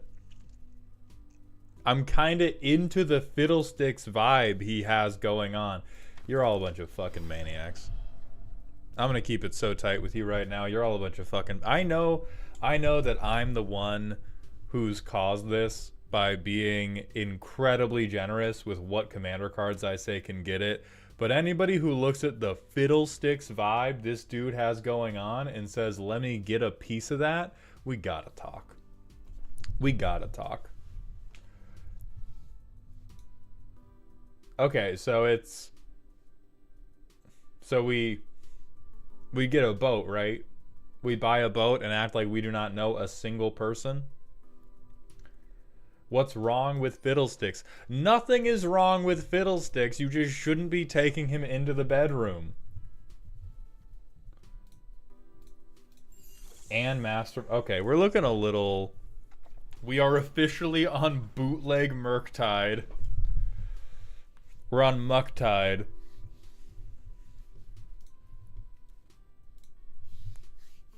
Pretty sure that counts as king shaming. Yeah, you know what? You know what? I am sexually gatekeeping. I am sexually gatekeeping all of you who want to get down with Fiddlesticks. He fiddle on my stick until I flood the pit. Get out of here. Get out of here with that. This motherfucker wheeled? This motherfucker wheeled. Okay.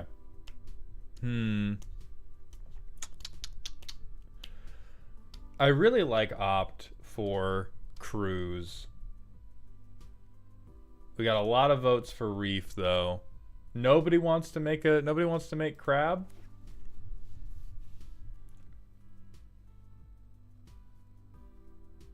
This guy I think actually works with what we're doing now. So I'll keep him off to the side because he's an arena card, so he's a piece of shit. I'm on board with Maul's gatekeeping unless he tells me Arcanist the Omnipotent cannot get it.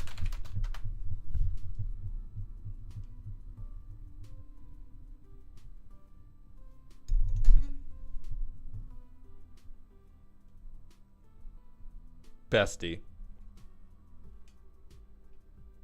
We gotta say some shit that makes some sense.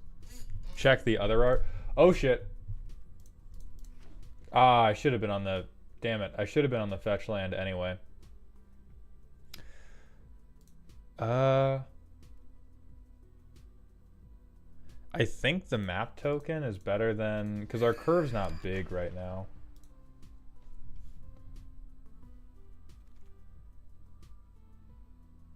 I mean, he definitely has motion, is the thing. Like, we can't see into the robe, and so we can't be totally sure about what he's got going on under there, but with the way he's standing, he definitely has some motion.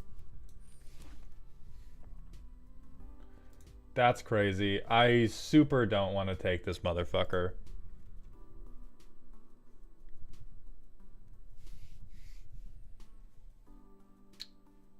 Holy shit.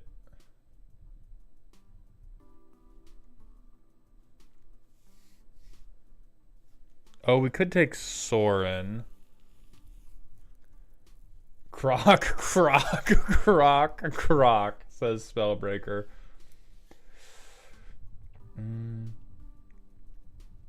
Cycling is good. If we get any reanimator shenanigans, the cycling also gets a lot better.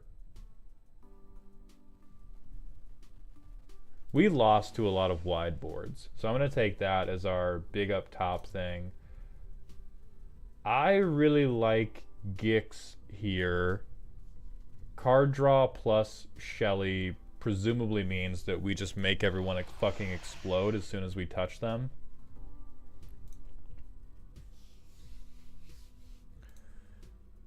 Ooh. I almost want to take Cruelty of Gix because then that gets us on to the Reanimator gameplay. Oh yeah, Grave Expectations is also playable.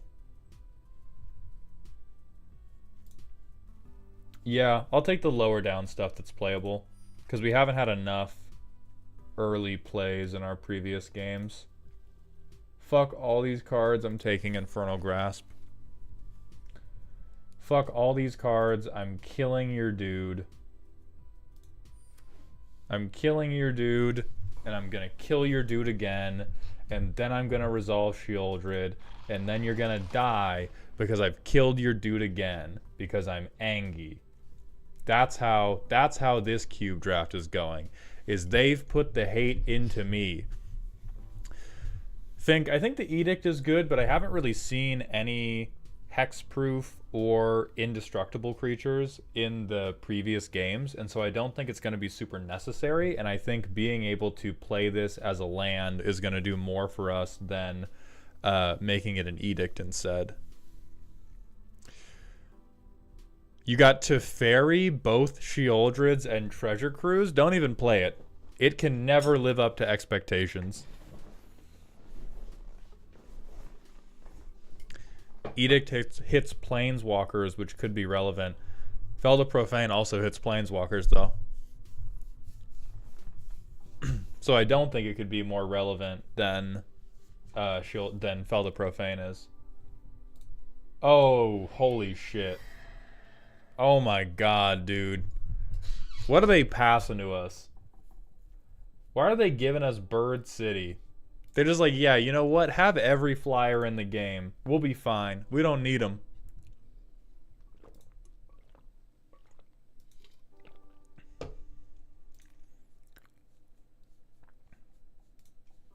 Is nobody else running blue? Blue was also pretty open in the previous draft we did. I think a lot of people go either some form of Stompy or they go control but not in blue. They go like removal control. Simon does not know what the fuck going on. Simon and Winry gotta figure it out. Okay, so we have 1, 2, 3. Okay, what does this do?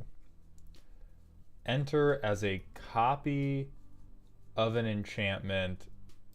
So here's the thing. We played... Oh, never mind. Reanimate. It's reanimate. I was going to say we could do something real funky with copying Overlord of the Flood Pits if we ever drew Overlord, but we're probably not going to do that. I think we reanimate for when they kill our Shieldred. Looking a little low on game enders. Have you ever seen a Shieldred stick? Have you ever seen a Shieldred stick, Spellbreaker? We have a crocodile. We can end the game. Don't worry about me ending the game, because I'm gonna end the game. I want that to be very clear. The game is gonna end.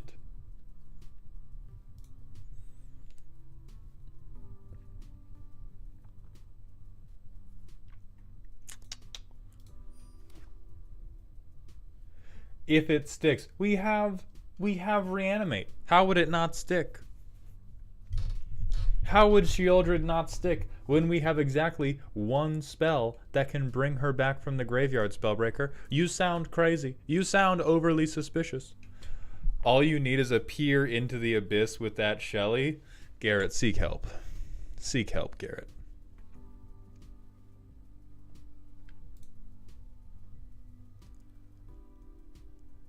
Again with this fucking... Come on, man. Oh yeah, and we have Counterspell. Literally, what could happen? We have 2 counterspells in the whole deck. They're never going to touch Shieldred. They have no chance of ever killing our commander. Oh, and here's a game ender. We have a 7/7. It's one of these two. I really like Gix in terms of how much we need Shieldred.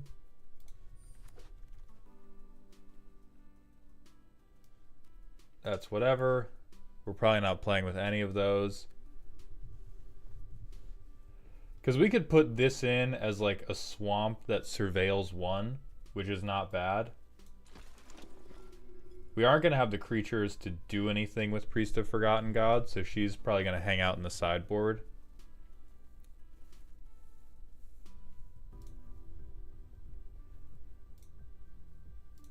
Alright, I believe in y'all.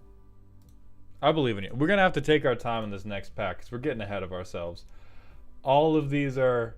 Alright, all of these are useless. Straight to the sideboard. Who is...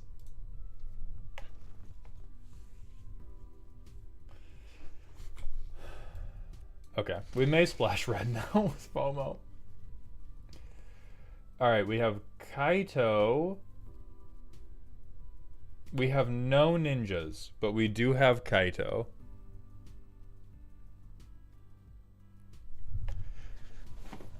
Kaito must. It doesn't matter. Take. The card is... Okay, I'm going to trust you. I'm going to trust you over Cruel Claw's Heist and Deathrite Shaman and Deduce. And if you're wrong, I'm going to freak out. Oh, true. We have 1 ninja. We have Saiba Siphoner.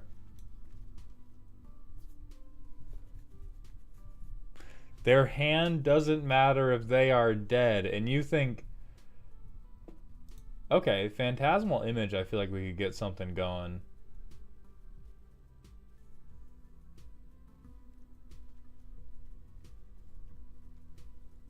I don't think Click is fine, but I do think Phantasmal Image is pretty fucking fine.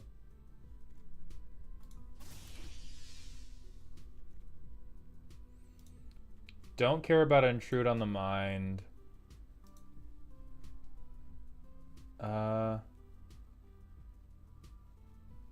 Oh, this is disgusting. It does draw cards, but it is disgusting. We're not taking Vorinclex.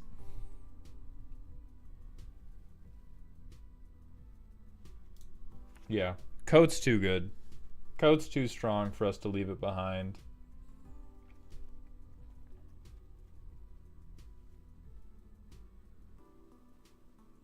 Okay, so we're going to be on 41 cards right now. And so anything else Anything else we want to put? What the hell, Simon? Oh, anything else we want to put in the deck has to be put in instead of something we already have. So is Warzone Duplicator better than something else that we already have? Fading Hope? But over what? I don't know if a 1-mana bounce spell is better than any of the 2-mana kill spells that we already have, is the thing. And we are at the point it fills graveyard. I mean, that's true. Shroomy, we're already on 41 cards. Because we're gonna have 15 more lands to put in on top of these two.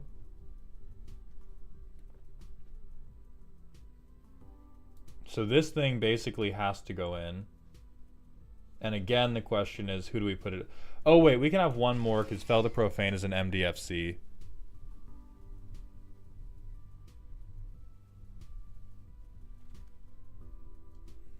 Prime Time comes back again. I think Consider fills the graveyard pretty well. So I'm going to put Consider in over Nowhere to Run. I think Nowhere to Run is the weakest of the removal spells that we do have.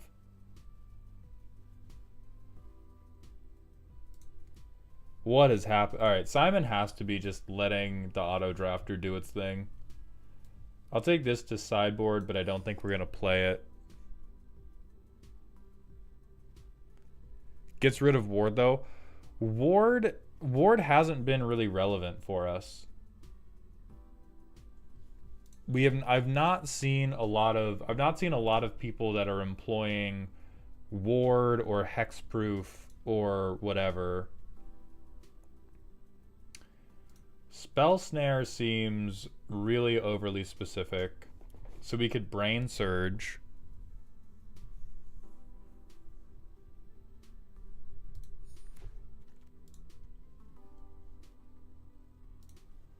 Disdainful Stroke also seems kind of specific. Gift a card, I think, would be pretty funny in the context of having Sheoldred out. But then it would be what goes in instead of it. All right, we'll put this in and we'll figure out what to cut after. Honestly, fuck that click.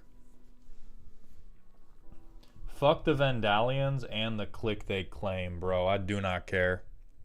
Figure out cuts later? I hate figuring out cuts later. My favoritist thing in the game is to draft and then have a exactly 40 card deck by the time I'm done drafting. Whale? You sound fucking crazy, bro.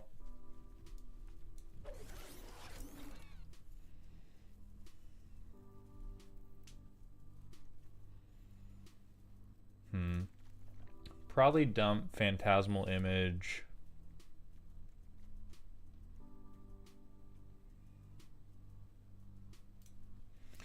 I'm going to put in Duplicator over Image because any of the things that we duplicate are more likely than not to be like card engines. And I think we have enough engines. And so Duplicator is not only going to be a big body, it's also going to let us steal and take things. Okay, so we have 2 cuts to make. Or well, we can cut 1 land because we have Fel the Profane as an MDFC. And now we have to make at least 1 cut.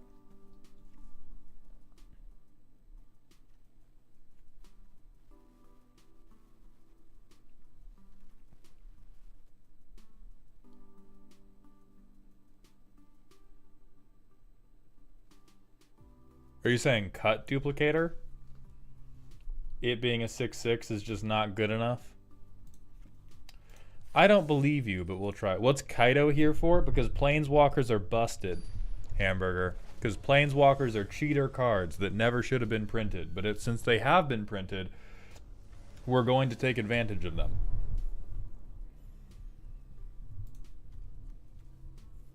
Island's on top, right? Everybody? Look into my heart. Look into my heart. The island's on top, right? Please? Oh, okay. We got 1 for sure. Island's on the bottom. So 2 votes for no. 3 votes for no. 5 votes for no. Okay, we'll mull. Fuck you all.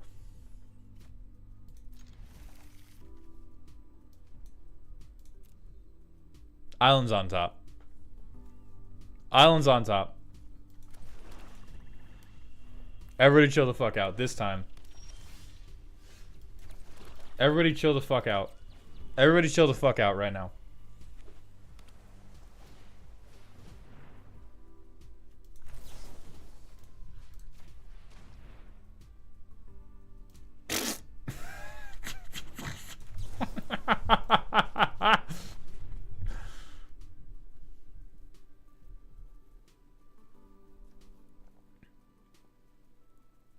Ooh.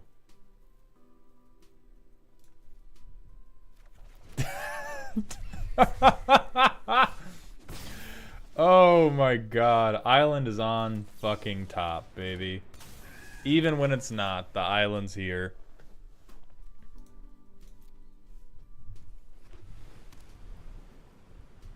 Okay, so now we can get some hot looting going.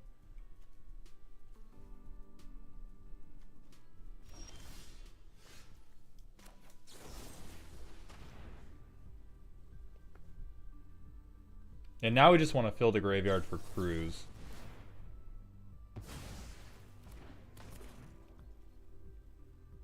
Yeah, fuck it.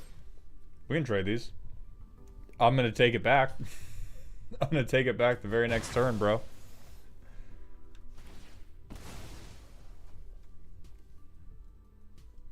So we're up to only 2 cards in graveyard, but we can get Reanimating Grave, get Malcolm back out of their grave. Saiti, we're playing Cube Draft right now. That's not great.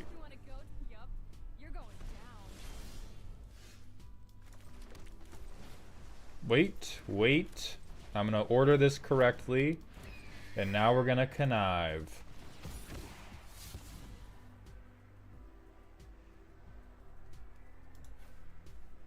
Oh. I can't even cast a counterspell right now anyway, fuck it.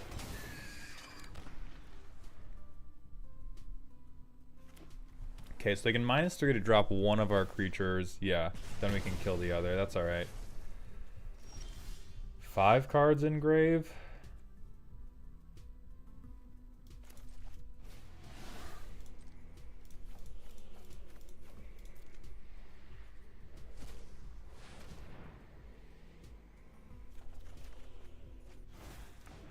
Yeah, that's hot. That's hot.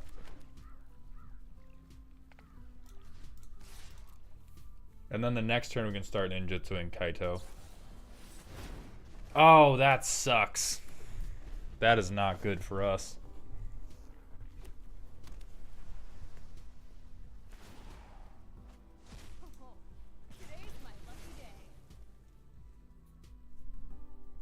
Bitter does hit Planeswalkers. I think we do...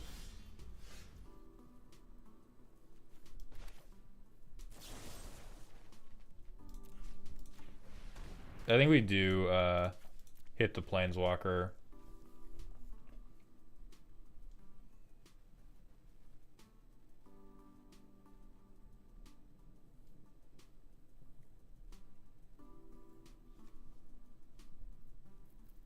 Okay, so they definitely have a counterspell in hand, but they're debating if they can afford to use it here.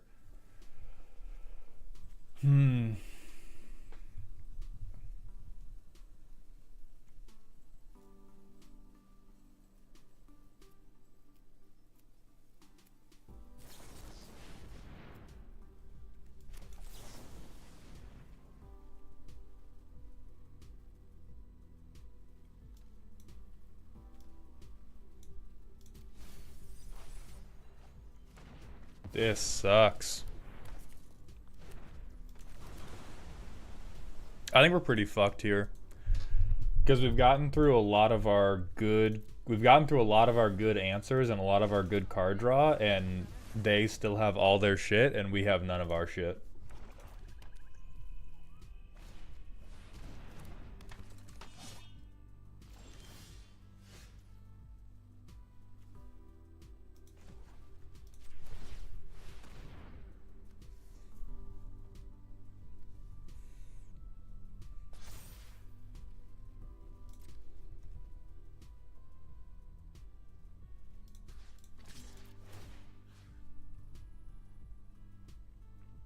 I think we're... Yeah, we don't have a way to reanimate in hand, and so I don't really want to mill us right now.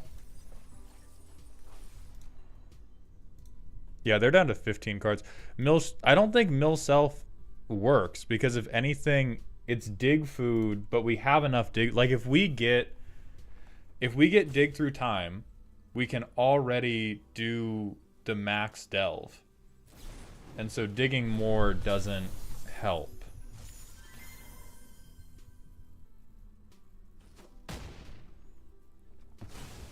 Well, that was a disaster. Yeah, we're pretty fucked. Because they have us on a...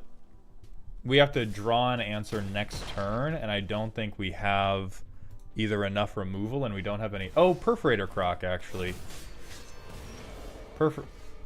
Sure. Or just fucking flood out. Alright, so we're probably cutting a land after this.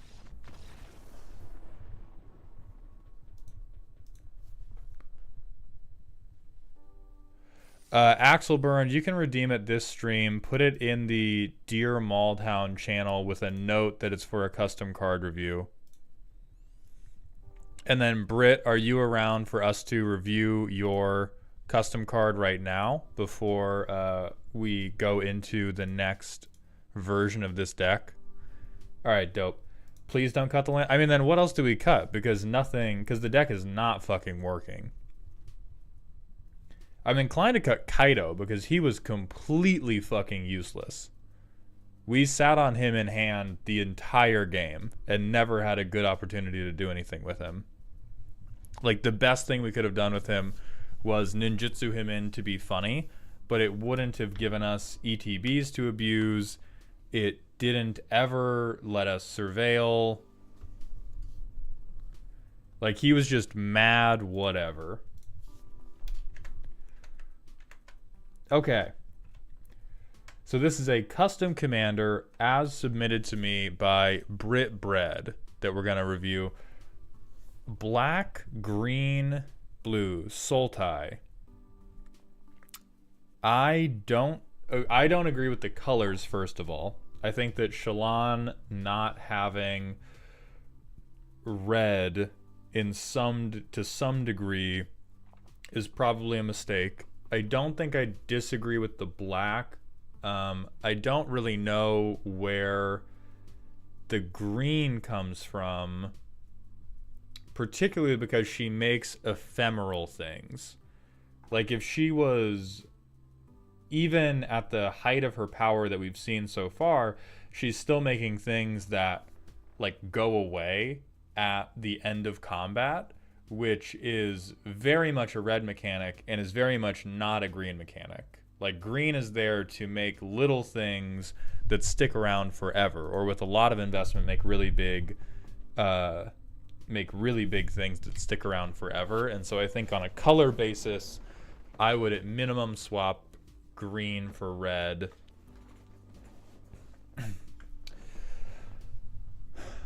Green because Simic clones, but the thing is red also clones.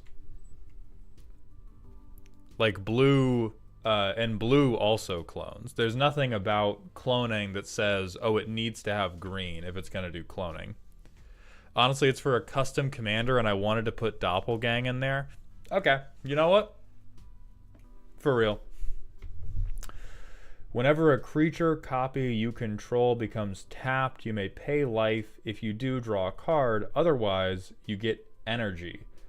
You can pay X mana and X energy and tap to copy a target creature with X mana value, except it's a 1/1 illusion in addition to its other types. This seems like a good mechanic that I do not see any way to ascribe to Shallan other than copying. Like, I think the only... Like, you could replace the Shallan Fractured Weaver name, you could replace the Surgebinder creature type, or if you, like, blanked it out, I don't think anybody would bring that back to Shallan. I think this is just... Oh, Shallan does illusions. I wanted to make a copies matter precon. That's good context, but I don't think it really changes anything about it. Because when Shallan copies stuff, I think that like the tapped, you can pay life to draw a card. That's pretty much in Sultai's bag.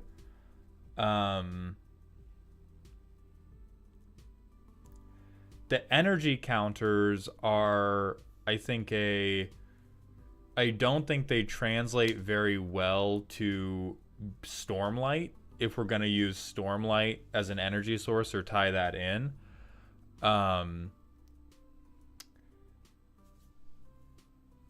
Because using the copies doesn't give her Stormlight. But like she uses Stormlight. The energy counters wasn't my choice. All right, so the cards the card is incorrect by committee is what I'm hearing. Do I just need to read Stormlight Archives? Yes, everybody does. It's a fantastic series. I would advise that everybody read it. It's very good. I've been working with a friend and he's big on energy. I think that really tells us all we need to know is I don't think this is a very like faithful iteration of Shallan. I think if you wanted to make a copies matter precon, this mechanically is a decent version of it, but even if you were going to do copies matter precon, it should be Temur. The black should go for red because red has way more energy support than black does. And so if you want it to work mechanically, I would say black goes out for red. And if you want it to work in a flavorful way, I think way more about the card needs to change in the first place. And so I think in attempting to make this both flavorful and mechanically work with the things your friend wanted to do, we have made the card wrong by committee on both accounts. I think that it would mechanically function better if it was Temur, and I think it would flavorfully function better if it was Grixis and it didn't have the energy. But as far as a custom commander for a copies matter precon, this could definitely get things to work. But then it's just not Shallan at that point. All right, we have another custom card review, which we're not going to do any after this next one, which is a set of partners, also from the Cosmere, although not from the Stormlight Archive. Wax and Wayne, which is another series everybody should please God read. So he's a 3/3 with Menace. When Wayne enters and at the beginning of your upkeep, you can give him -0/-1 until your next turn. If you do, put a health counter on him. Remove X health counters. Wayne gains +0/+X until end of turn. 2 and tap. Target attacking creature phase out. When the creatures phase in, Wayne fights that creature. So I think this is flavorful. I think you should have regenerate instead of +0/+X. I know that you're adhering more clearly to the rules of Farukami when you say that it goes for every -1 he takes, he gets a +X later. My concern is that it makes him mechanically utter dog shit. And like if it just makes his butt bigger for a turn, that is both really, really tough to make effective, and it doesn't really correspond to his ability is literally to regenerate. Like his use of storing health is that he gets to gain health back later to stop things that would have killed him. The toughness increase being static, I don't think would help either, because what will happen is you just have a creature with a gigantic butt that is still not super great at fighting. I also don't know if I agree with menace being the keyword, because his general bag is he wants to separate everybody into 1v1s, and then because he is such a skilled fighter, he is going to beat you in the 1v1. So I think it would be you can give him -1 until your next turn, put a health counter on, and then maybe remove, I don't know if it would be remove 1 or remove 2, but it would be remove some number of health counters, regenerate Wayne.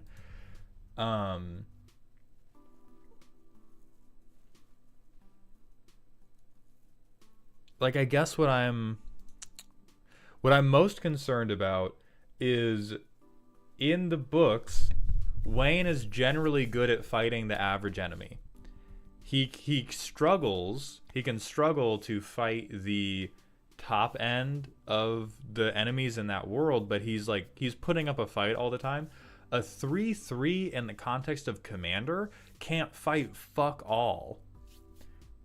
And so while it's flavorful, this is a card where the flavor is pretty good, but you drop him turn 3 on Commander, and by turn 5 he can't fight anything anymore, which is very, very tough. Yeah, 4 mana 5/3 might work a little better. Let's look at Wax. So this is going to be Jeskai, because these would be partner commanders. So he has flying, he has ward. I think those keywords are very good for what Wax be doing. When he enters, and at the beginning of upkeep, investigate, and then you can give him -1, -0. If you do, put a weight counter on him. Remove weight counters to give him +X/+0 until end of turn, and sacrifice an artifact, deal 2 damage to attacking or blocking creature. I think this one is way better. I think this one you could definitely cook up some type of weird commander damage win condition from. And I think in the context of both of these commanders, what this ends up being is I play Waxilium Dawnshot and I play Wayne, and I only have Wayne for artifact synergies. I think Wax is a bit too strong and Wayne is a bit too weak. I'm not even convinced Wax is too strong. I think Wax can just keep up. I think if the sacrifice and artifact dealt 2 damage to anything, then Wax would be too strong. But I think Wax is correct, and I think Wayne is behind the curve.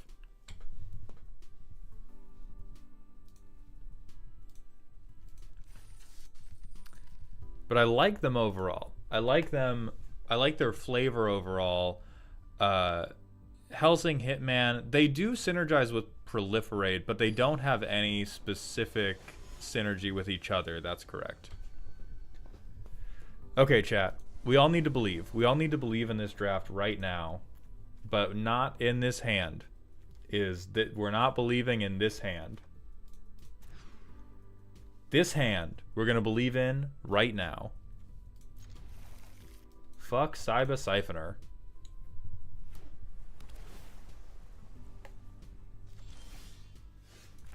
Okay, we're going to have Liliana mana. The swamp was on top, Spellbreaker. Thank God, they're ramping. So we can also just ramp into 1-for-1ing whatever they play first. Helsing Hitman, thank you for the Twitch follow. Welcome to the doghouse, my friend. If you fucking counterspell me, bro.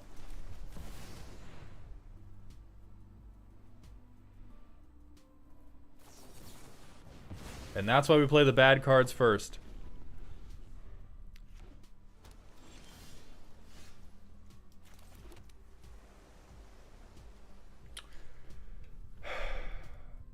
I think we just wait, because I can cycle the Croc away, or I can Brain Surge on their end step. I have a ton of things that I can do on their turn, so I do not need to tap out right now.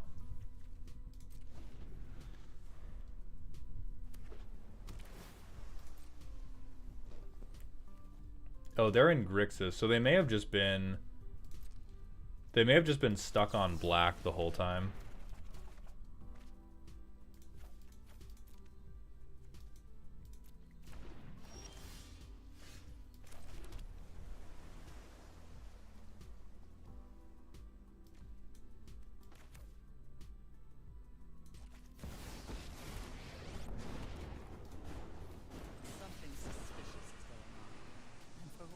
I don't give a fuck about this crocodile.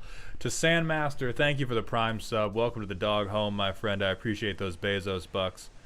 We're back for Give Me Mauled. I was tempted away by anime titties last month. What? I'm assuming you subbed to a VTuber?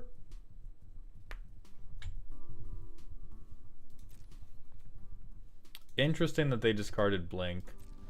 And now we just hold for either Mastermind or Counterspell.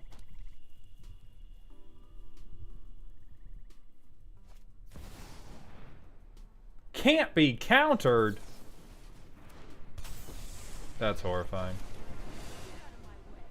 At least they're tapped out, though. So let's see if they choose to -3, that would be pretty hot for us.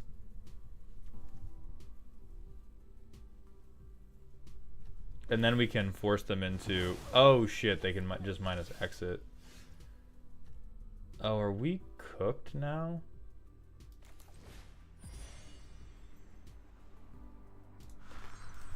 Yeah, let's see if we can get anything out of their hand. Choose a non-land card. We're gonna take that. And then...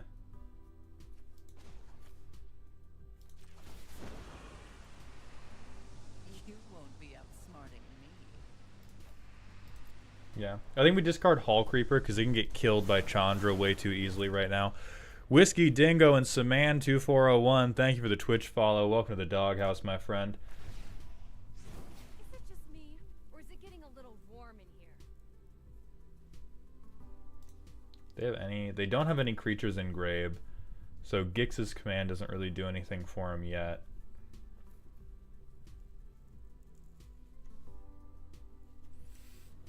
If we can get Sheoldred out safely... Oh no, they can just fucking kill Liliana. God damn it. Yeah, we're just cooked because of Chandra.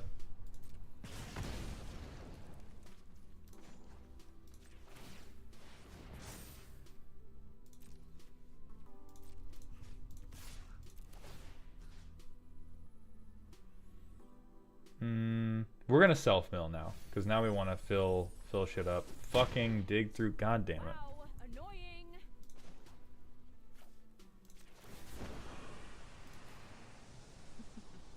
We all have things we'd rather. Okay, so now they can't kill Chandra.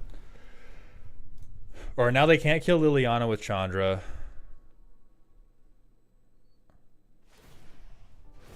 Aw, looks like someone's getting a little sweaty.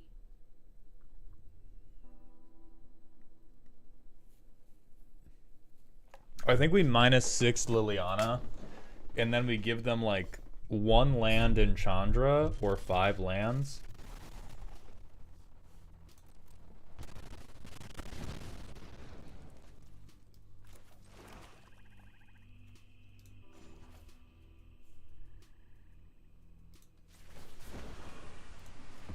This was boring.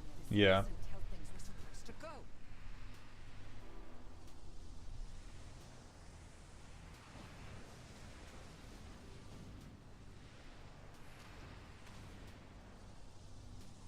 Okay.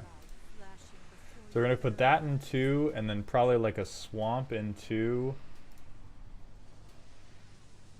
Yeah, so I'm gonna screw them out of black, or they're gonna lose Chandra, right? Does this look correct to everybody? Does this look hateful enough in chat? They get to keep blue and red, or they get to keep 2 lands in Chandra, and they lose red. Yeah, I'm gonna do that.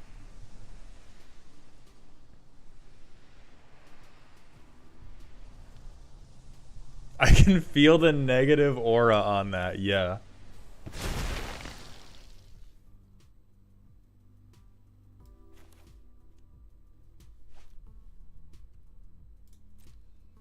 I'm just gonna dump the mana from their pool to make sure that they can't.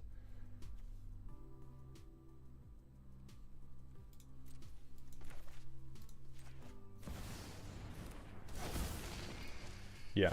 Now they can put a clock on us, but that clock will get mostly stopped by Shieldred.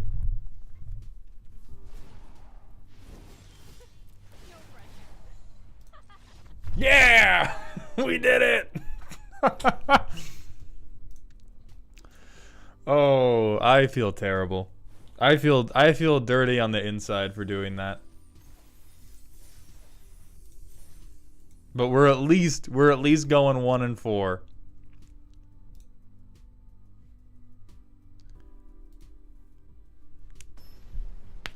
You should feel dirty. I am playing Dimir. I walked myself into this. Okay. We have to. For sure. We just grave expectations. Give me your deck. Relic, thank you for coming by the stream, my friend. I appreciate it very much. Yeah, we're gonna heist you instead, actually. We're gonna go ahead and heist you instead, actually.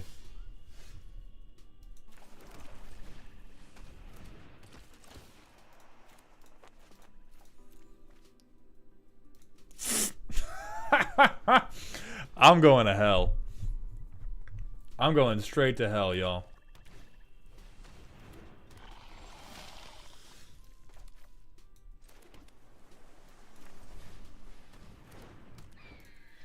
I'm gonna wait a turn because I want to be able to get...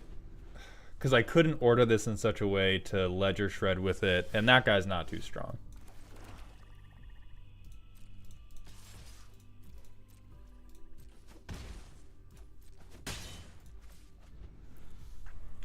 It'd be funny if you stole Grenzo. I really want to. I hope they drafted Grenzo so that I can.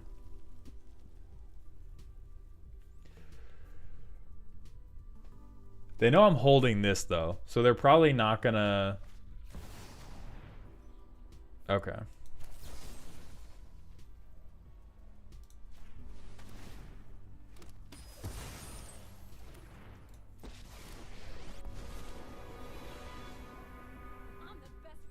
So I can't get Ledger Shredder over the Connive limit if they -3 Chandra.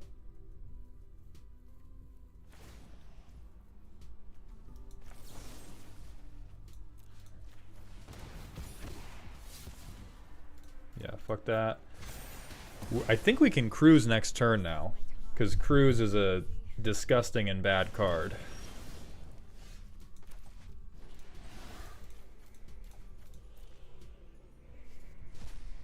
Yeah, we just get to Treasure Cruise. Oh my god, dude. Oh, I should have Spyglass Siren. I was like, oh, I'm going to save it for a turn where I've cast 2 spells in 1 turn, forgetting that I had cast Treasure Cruise 10 seconds ago. Mauld, how do you feel about people who play... How do you feel about people who play Grenzo as their Brawl commander? I think Grenzo as a commander is a little bit lame because it's so one note that all people do is ramp into it and then play it and then hope that it wins the game for them. And that's not very exciting, in my view.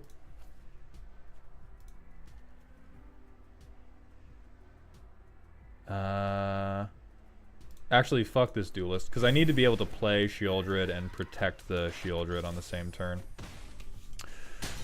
So I'm down with having Grenzo in the 99 as a Brawl commander. It's a little annoying, but also the point of playing Brawl is to make people hate you. If you play Brawl, you're playing to be a stinky little bastard who wants to play the commander deck that your playgroup will normally never let you play. It's not a misplay, Helsing. I'm pretending that I have more interaction than I do. Kermit's11, thank you for the 100-bit cheer, my friend. Welcome to Dog Heaven. Maldy Daddy, since I got your Hensi deck recently, I wanted to know if you made any changes to it since you last played it. Thanks for the content. Well, Kermit's, thank you, and thank you for the Twitch follow. I have made a lot of additions to it recently because I was finding that it was not quite good enough It was not quite good enough at winning games. It was really good at making games move forward, but I took it to Vegas, and because power creep is very real, when I made it over a year ago, it was fine, and then at Vegas it was it went like 0 and 11.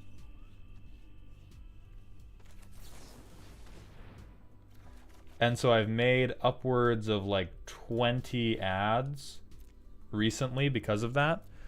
Pyromaniac, thank you. Oh, Pyromaniac, thank you very much for the Twitch follow. Welcome to the doghouse, my friend.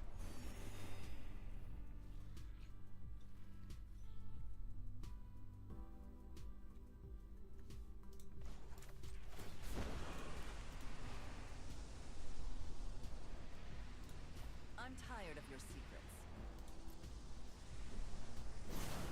Do you not update your decks too often? No, I don't update my decks very often unless I have a very cogent reason to update the deck. And so, like with Henzi, where it became obvious that it had been power crept out, I updated it then. But prior to that, I was like, oh, maybe this is just a fluke. Maybe I don't need to update it. Switch DM, we do have a Discord. Yes, it's on my YouTube channel page. You can also access it via the ! Discord command in the Twitch chat.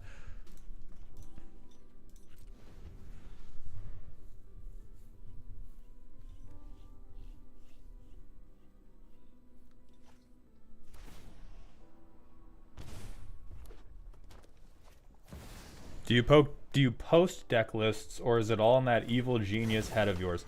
I do post some. I did a couple deck tech videos, but I wasn't making them interesting enough by my own estimations. Good job, King. I may go back to making some again if I can find a way to like soup them up with a little bit more comedy. It was a thing where the time I would need to dedicate to it is time I have not had so far, but I'm going to be going full-time pretty soon. And then I'll have a little bit more time to dedicate to other things. I think this works. We have some removal. We have Shelly. We can reanimate Shelly if they kill her.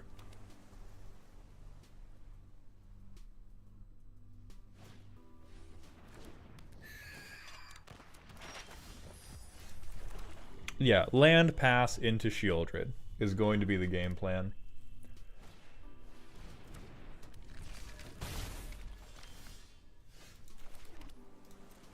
Actually, presumably kill Lazav.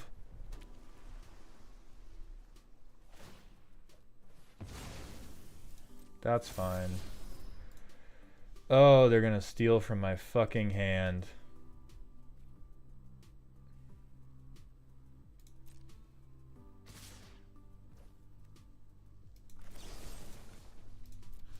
I'm gonna kill the flyer right now.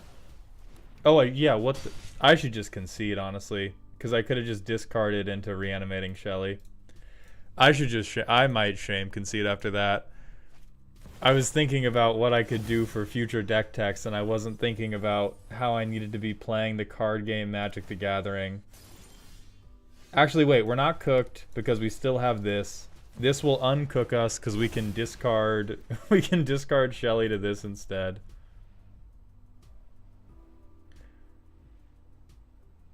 Oh no, because Lazav is gonna fucking... Yeah, whatever we do, we're fucked here.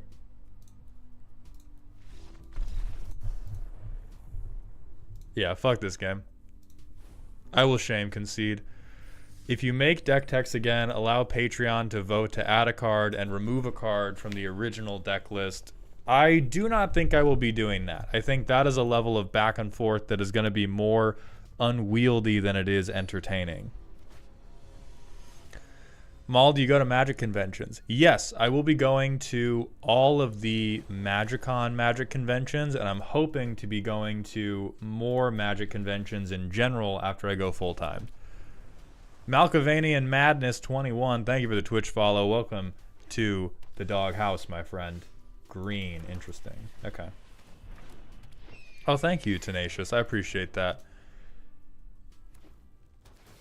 I know that Salubrious Snail has been making very good deck techs. I've not watched them, but I do want to incorporate some of my own, either like cutaway to different visual gags, and I know that he's at least getting a lot of pretty good reception from it.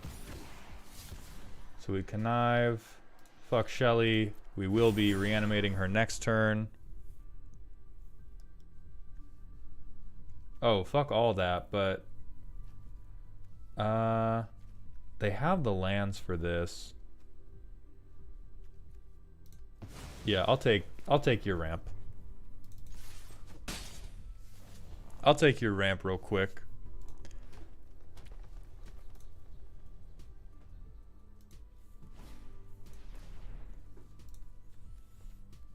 Are they going to Jund me the fuck out?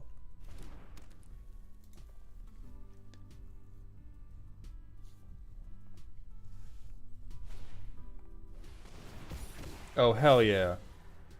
We love drawing. We love getting cards. We don't need more lands because we're not paying for stuff anyway.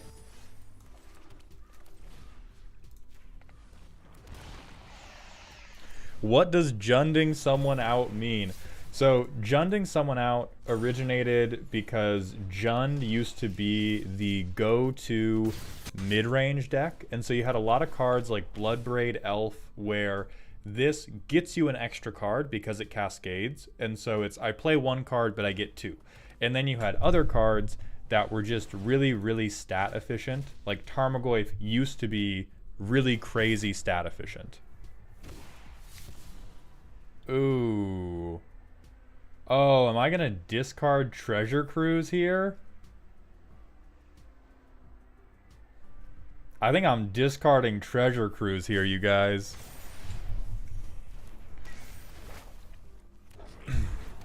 So Junding someone out is I just play really good creatures over and over and over again until you die. And black has the best removal, and so they just remove your best stuff with really efficient removal, and then they like Bloodbraid Elf into Fable of Kiki-Jiki.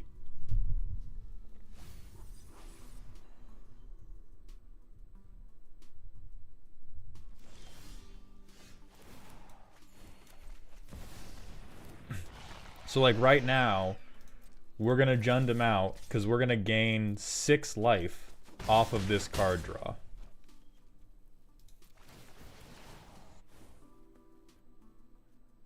We're going to gain 8 life off of this card draw. Like we're just going to gain...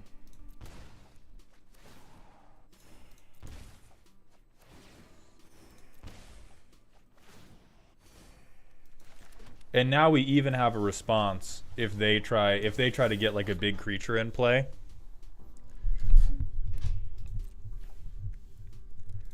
Yeah, it's hammers. It's hammers but with economic efficiency instead of hammers but with big green stompy creatures.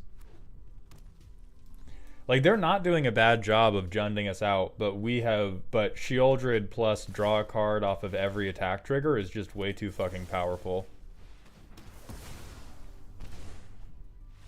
Yep, there we go. There we go. They've Junded themselves out.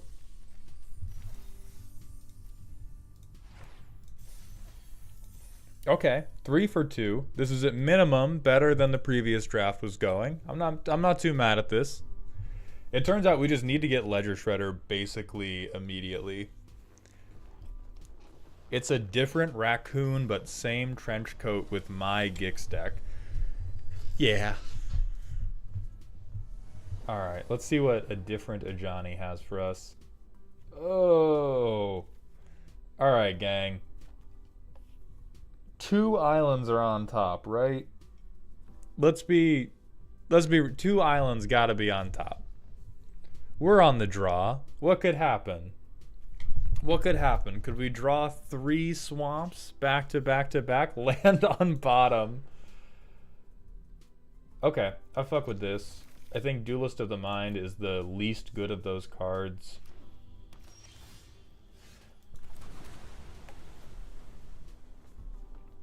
Now we can get into the game plan that we actually wanted to get into, which is land pass and play on their turn. Fuck. Well, we'll see what they heist. Discarded a counter spell to... Oh, we don't get to see what they heist. Okay. How about you go fuck yourself then? I just don't want them to get a treasure token in case whatever they stole was like a 1-drop that they wanted to use for ramp. How do you think Commander will play if it ever comes to Arena? It won't. I don't think it'll come to Arena for a very, very long time, if ever, just because of how barely cobbled together all of the online infrastructure is for the service.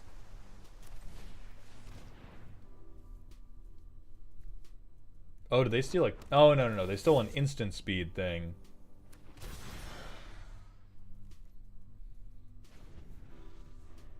Isn't Brawl Commander in Arena? Brawl is Diet Commander, but it's just 1v1. And so that's a very, very different dynamic from Commander itself. Because a lot of cards that are great in Brawl are shitty in Commander. And a lot of cards that are shitty in Commander... That's so cringe, bro.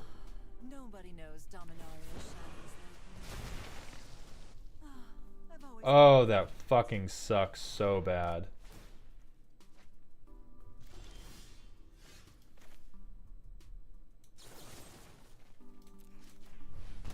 Blackstar976, thank you for the Twitch follow. Welcome to the doghouse, my friend. I'm debating whether or not we have to... Yeah, I think we need to start getting mana out, even at the cost of our life, so that we can Fairy Mastermind if they ever try to draw cards.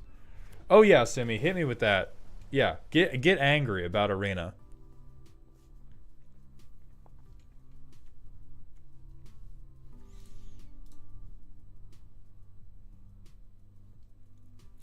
What's fun about Commander is playing a 6-player game and taking my second turn 45 minutes after my first. Yeah, Commander is not a format you should ever play with more than 4 people. I've done it a few times, and every time I have done it, it has been an overwhelming mistake. It's just not some shit you want to be doing.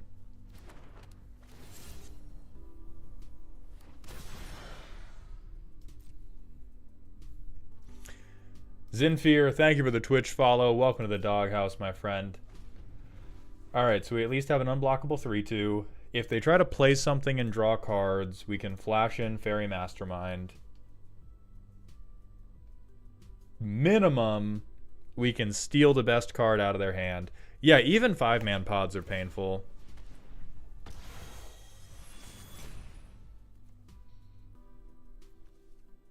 Yeah, that's fine. Because they're not getting rid of the coat, and we can still make a decision about whether we Fairy Mastermind or Cryptic.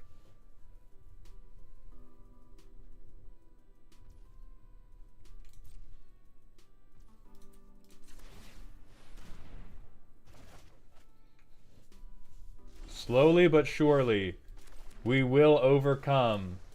Our card advantage will overcome them. Zinfear, Alora will get roasted. They have been roasted on TikTok. I just still need to move them over to YouTube.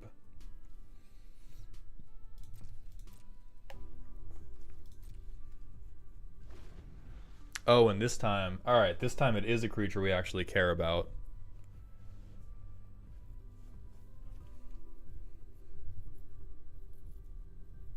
So maybe if they finally don't kill my creature for 1 turn, we can flip this up and then Mastermind into Cruel Claw.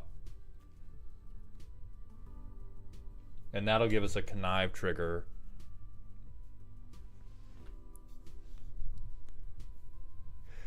If I were to play 5+ person Commander, would a Sand Clock help make games better and faster? I think if you're going to go above 4 players, you should adopt a different meta or a different format like Kingdoms, where you have like special roles and different ways to win through those roles rather than just normal 5-person Commander. Because even if you try to speed up the the slow players, what ends up happening is in 5-player Commander, there are just legitimately that many more decisions to make.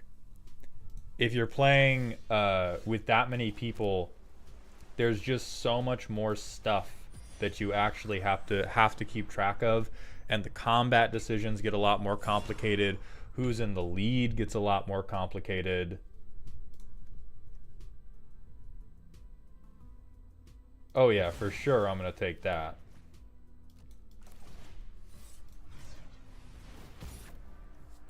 Then we'll connive.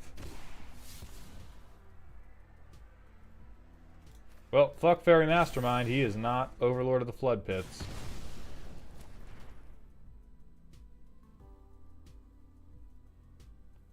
They can still exclude on me, so I have to wait actually, because I think this is, can anyone confirm, I think this is still a creature spell. It just doesn't enter as a creature. Also, Lobo13, thank you for the 100-bit cheer. Welcome to Dog Heaven. Does it count as the quadratic formula for beating ass if I have Horn of Gondor, Anointed Procession, and Daxos Blessed by the Sun out on the field at once? No, that is the quadratic equation of being a cowardly landowner. Okay, counts as a creature spell. So we're going to wait, because this is a winning proposition for us right now. Big MTG Man, thank you for the Twitch follow. Welcome to the doghouse, my friend.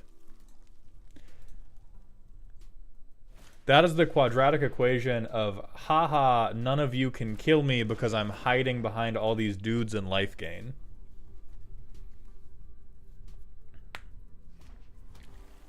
Okay. I think now the meta becomes we just Cryptic Cloak over and over and over. Or actually, I think we have the mana for Hall of Storm Giants, so maybe we just Hall of Storm Giants them over and over and over. Yeah. How about you hang out with this 7/7?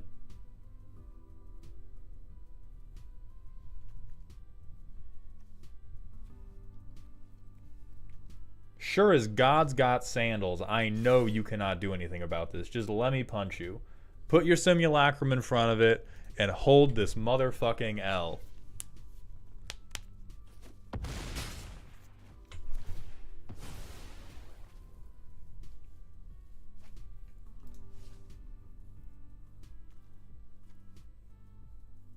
But now, I mean, we both have so much mana that if they just top deck a crazy creature, we're probably turbo boned. That's pretty good for us. Or it's fine for us.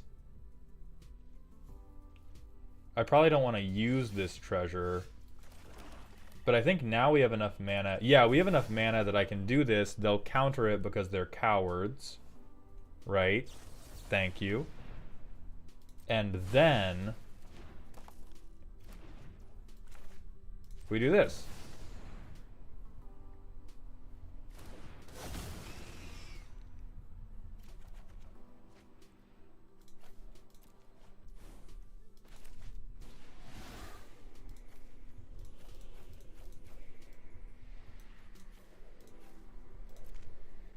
Fucking got him.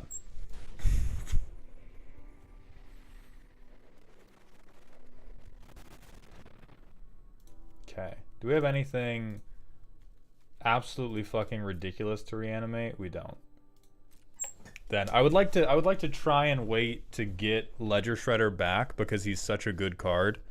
Are we positive or toxic today? Well, Volcano, we were positive for one draft, and then everybody played control into us, and so now we're being the toxic control player. But we're being toxic with positivity, with love in our heart. We are counterspelling and removing every single thing these people do.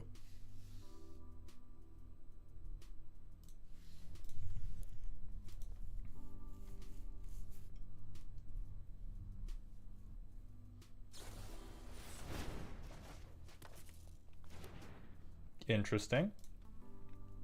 So maybe they got a new counterspell. Oh no, they're just going to try to push damage. Yeah, that makes sense. Do we have any like crazy... No, we don't have any crazy creatures to steal with them. Oh, they do get to make that a pretty big boy, though.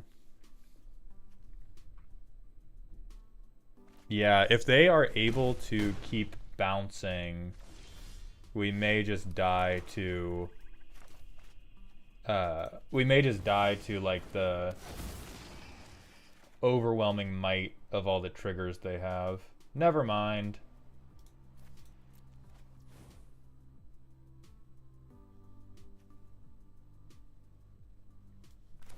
Oh, we can't reanimate it because we're way too low on life, but we can do this. Make a map token. Then next turn we can Urtai. Yeah, we can Urtai their Kite Sail Larcenist. Lobo13, thank you for the additional 100-bit cheer. I got Rhys and Ohertak in the opening hand. Sometimes Yugi chooses you, and sometimes you don't deserve it when Yugi chooses you, but he chooses you all the same.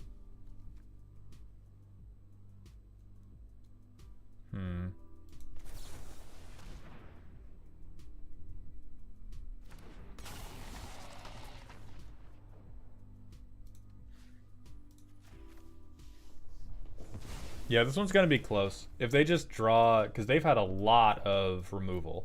And if they get any more removal, I think we're fucked regardless.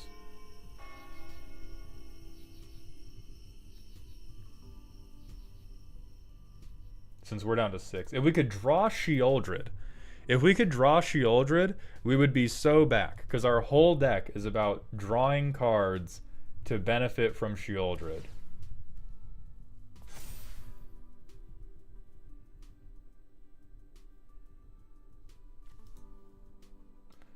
Let's see. None of their creatures...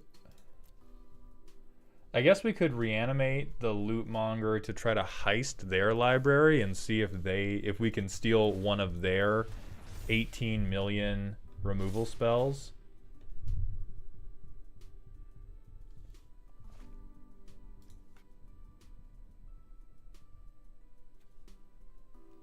Okay, I think we have to double block this, because then we at least get Ledger Shredder back. If they have a combat trick, we just lose the game here. Okay. No combat trick.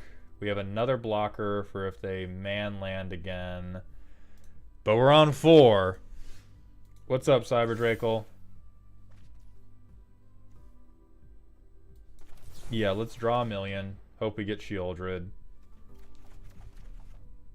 God damn it.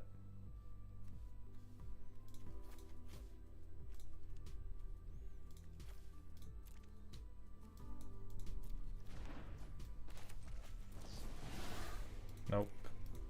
We're gonna delve as much as possible.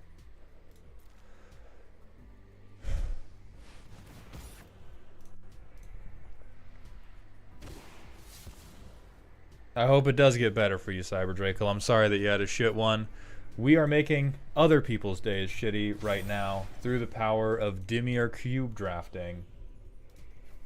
Okay.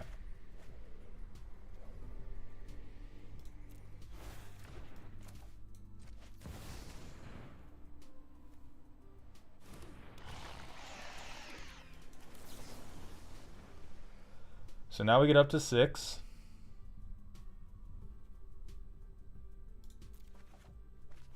Hurts a little bit that we're not going to get him on this turn. But yeah, we need to explore, and we want to make this guy big enough that he can block the creature land. The format's cube draft right now.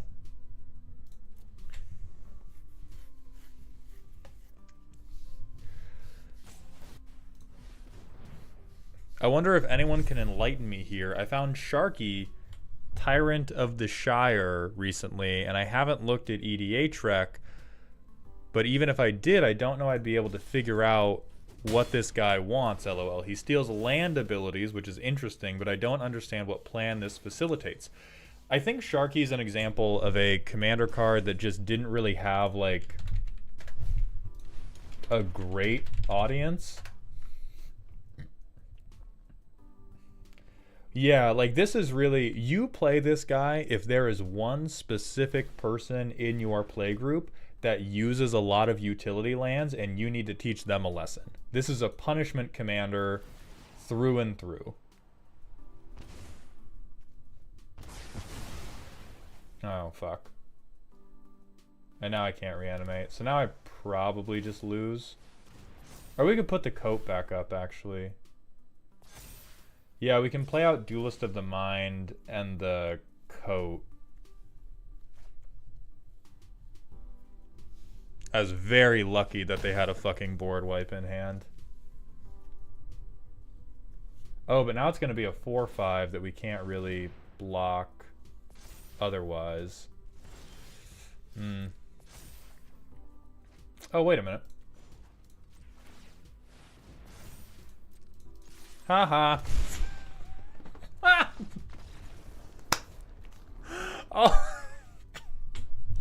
All that back and forth. All that back and forth for wait a goddamn minute. I also have a creature land. He got so deep in these card draw triggers that he forgot I had a 7/7 in my back pocket. That's fucking phenomenal.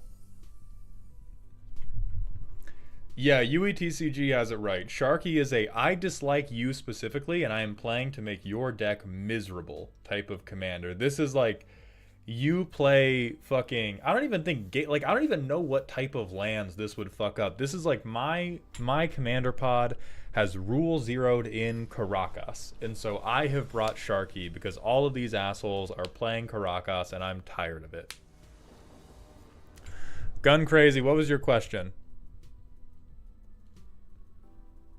What do you think of Dragon players who definitely don't have big titty dragon proxies for the deck at my house right now? I think, hey, here's the thing about big titty dragon proxies specifically. Just read the room, right? Just read the room. I enjoy bazongas. I think many of us enjoy chumbawambas.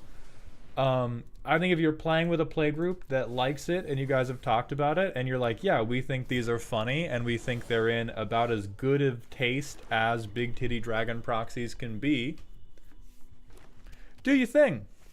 Probably wouldn't bring those to the LGS. Hold on real quick. I'm going to kill a man. What do we... I don't even think I can... I have to like Liliana to... I played the wrong fucking color to Liliana them. That's crazy. We're gonna Cryptic Cloak.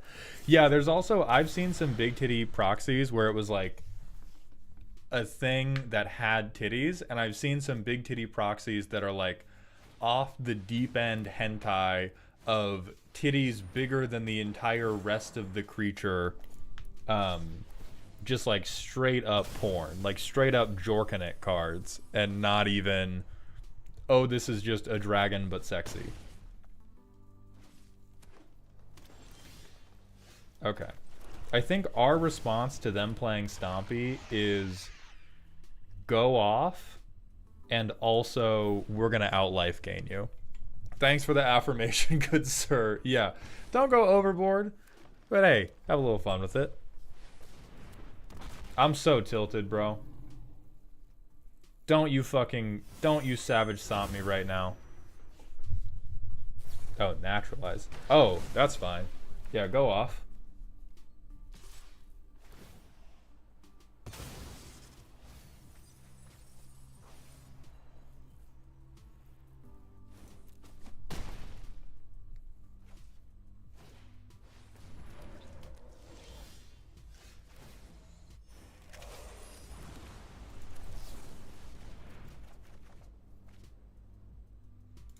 We'll put Spyglass and probably Fairy.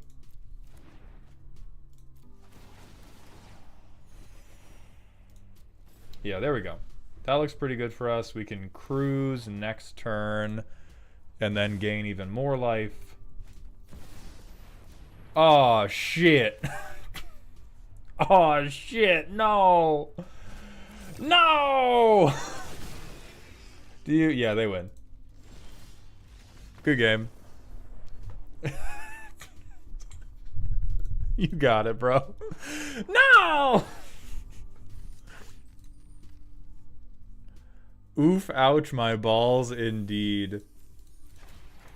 I mean, see, that's so much more. That's so much funnier than the Teferi players. Because at least to that one, I can just be like, okay, yeah, you know what? You got me. I probably should have stopped. I probably should have stopped you from playing a mana dork every turn and milling 3 cards and bringing something back every turn. It probably is my fault for not interacting with you for 4 turns in a row.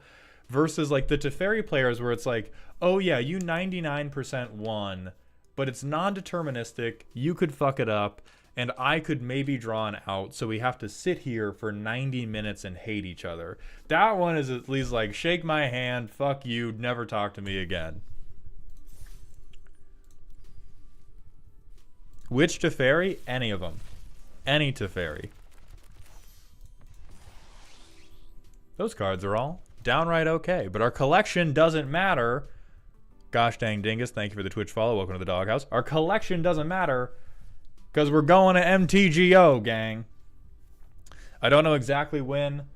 That is going to end the stream for tonight. Important note, if anybody in my stream is part of the deck roast for tomorrow, those are getting rescheduled to Friday. I have a doctor's appointment I forgot about because I only think about my life 24 hours at a time. And so I always assume that if it's a weekday, I'm free at 5 p.m. for a deck roast. But I do have to go see a doctor at 4 p.m. tomorrow. So I'm going to be pinging people on Discord and emailing. But right before I got on this stream, my girlfriend was like, hey, you ready to go to the appointment tomorrow? And I was like, what do you mean? I have a deck roast stream tomorrow. And they were like, no, you fucking don't. Bear Grylls 83 and Onion Peeler 106, thank you for the Twitch follows. Let's find a friend to raid. Alright, our friends, Tappy Toe Claws is on. We're going to raid them. The raid message is going to be, hoof 'em, boys. Don't say anything about cooters. Don't say anything about fathers being in residence or mommies or any of the stuff we've been talking about for 3 hours. It's hoof 'em, boys. Thank you all very much. Thank you for the follows and the subs. And please remember to stay toxic, my friends.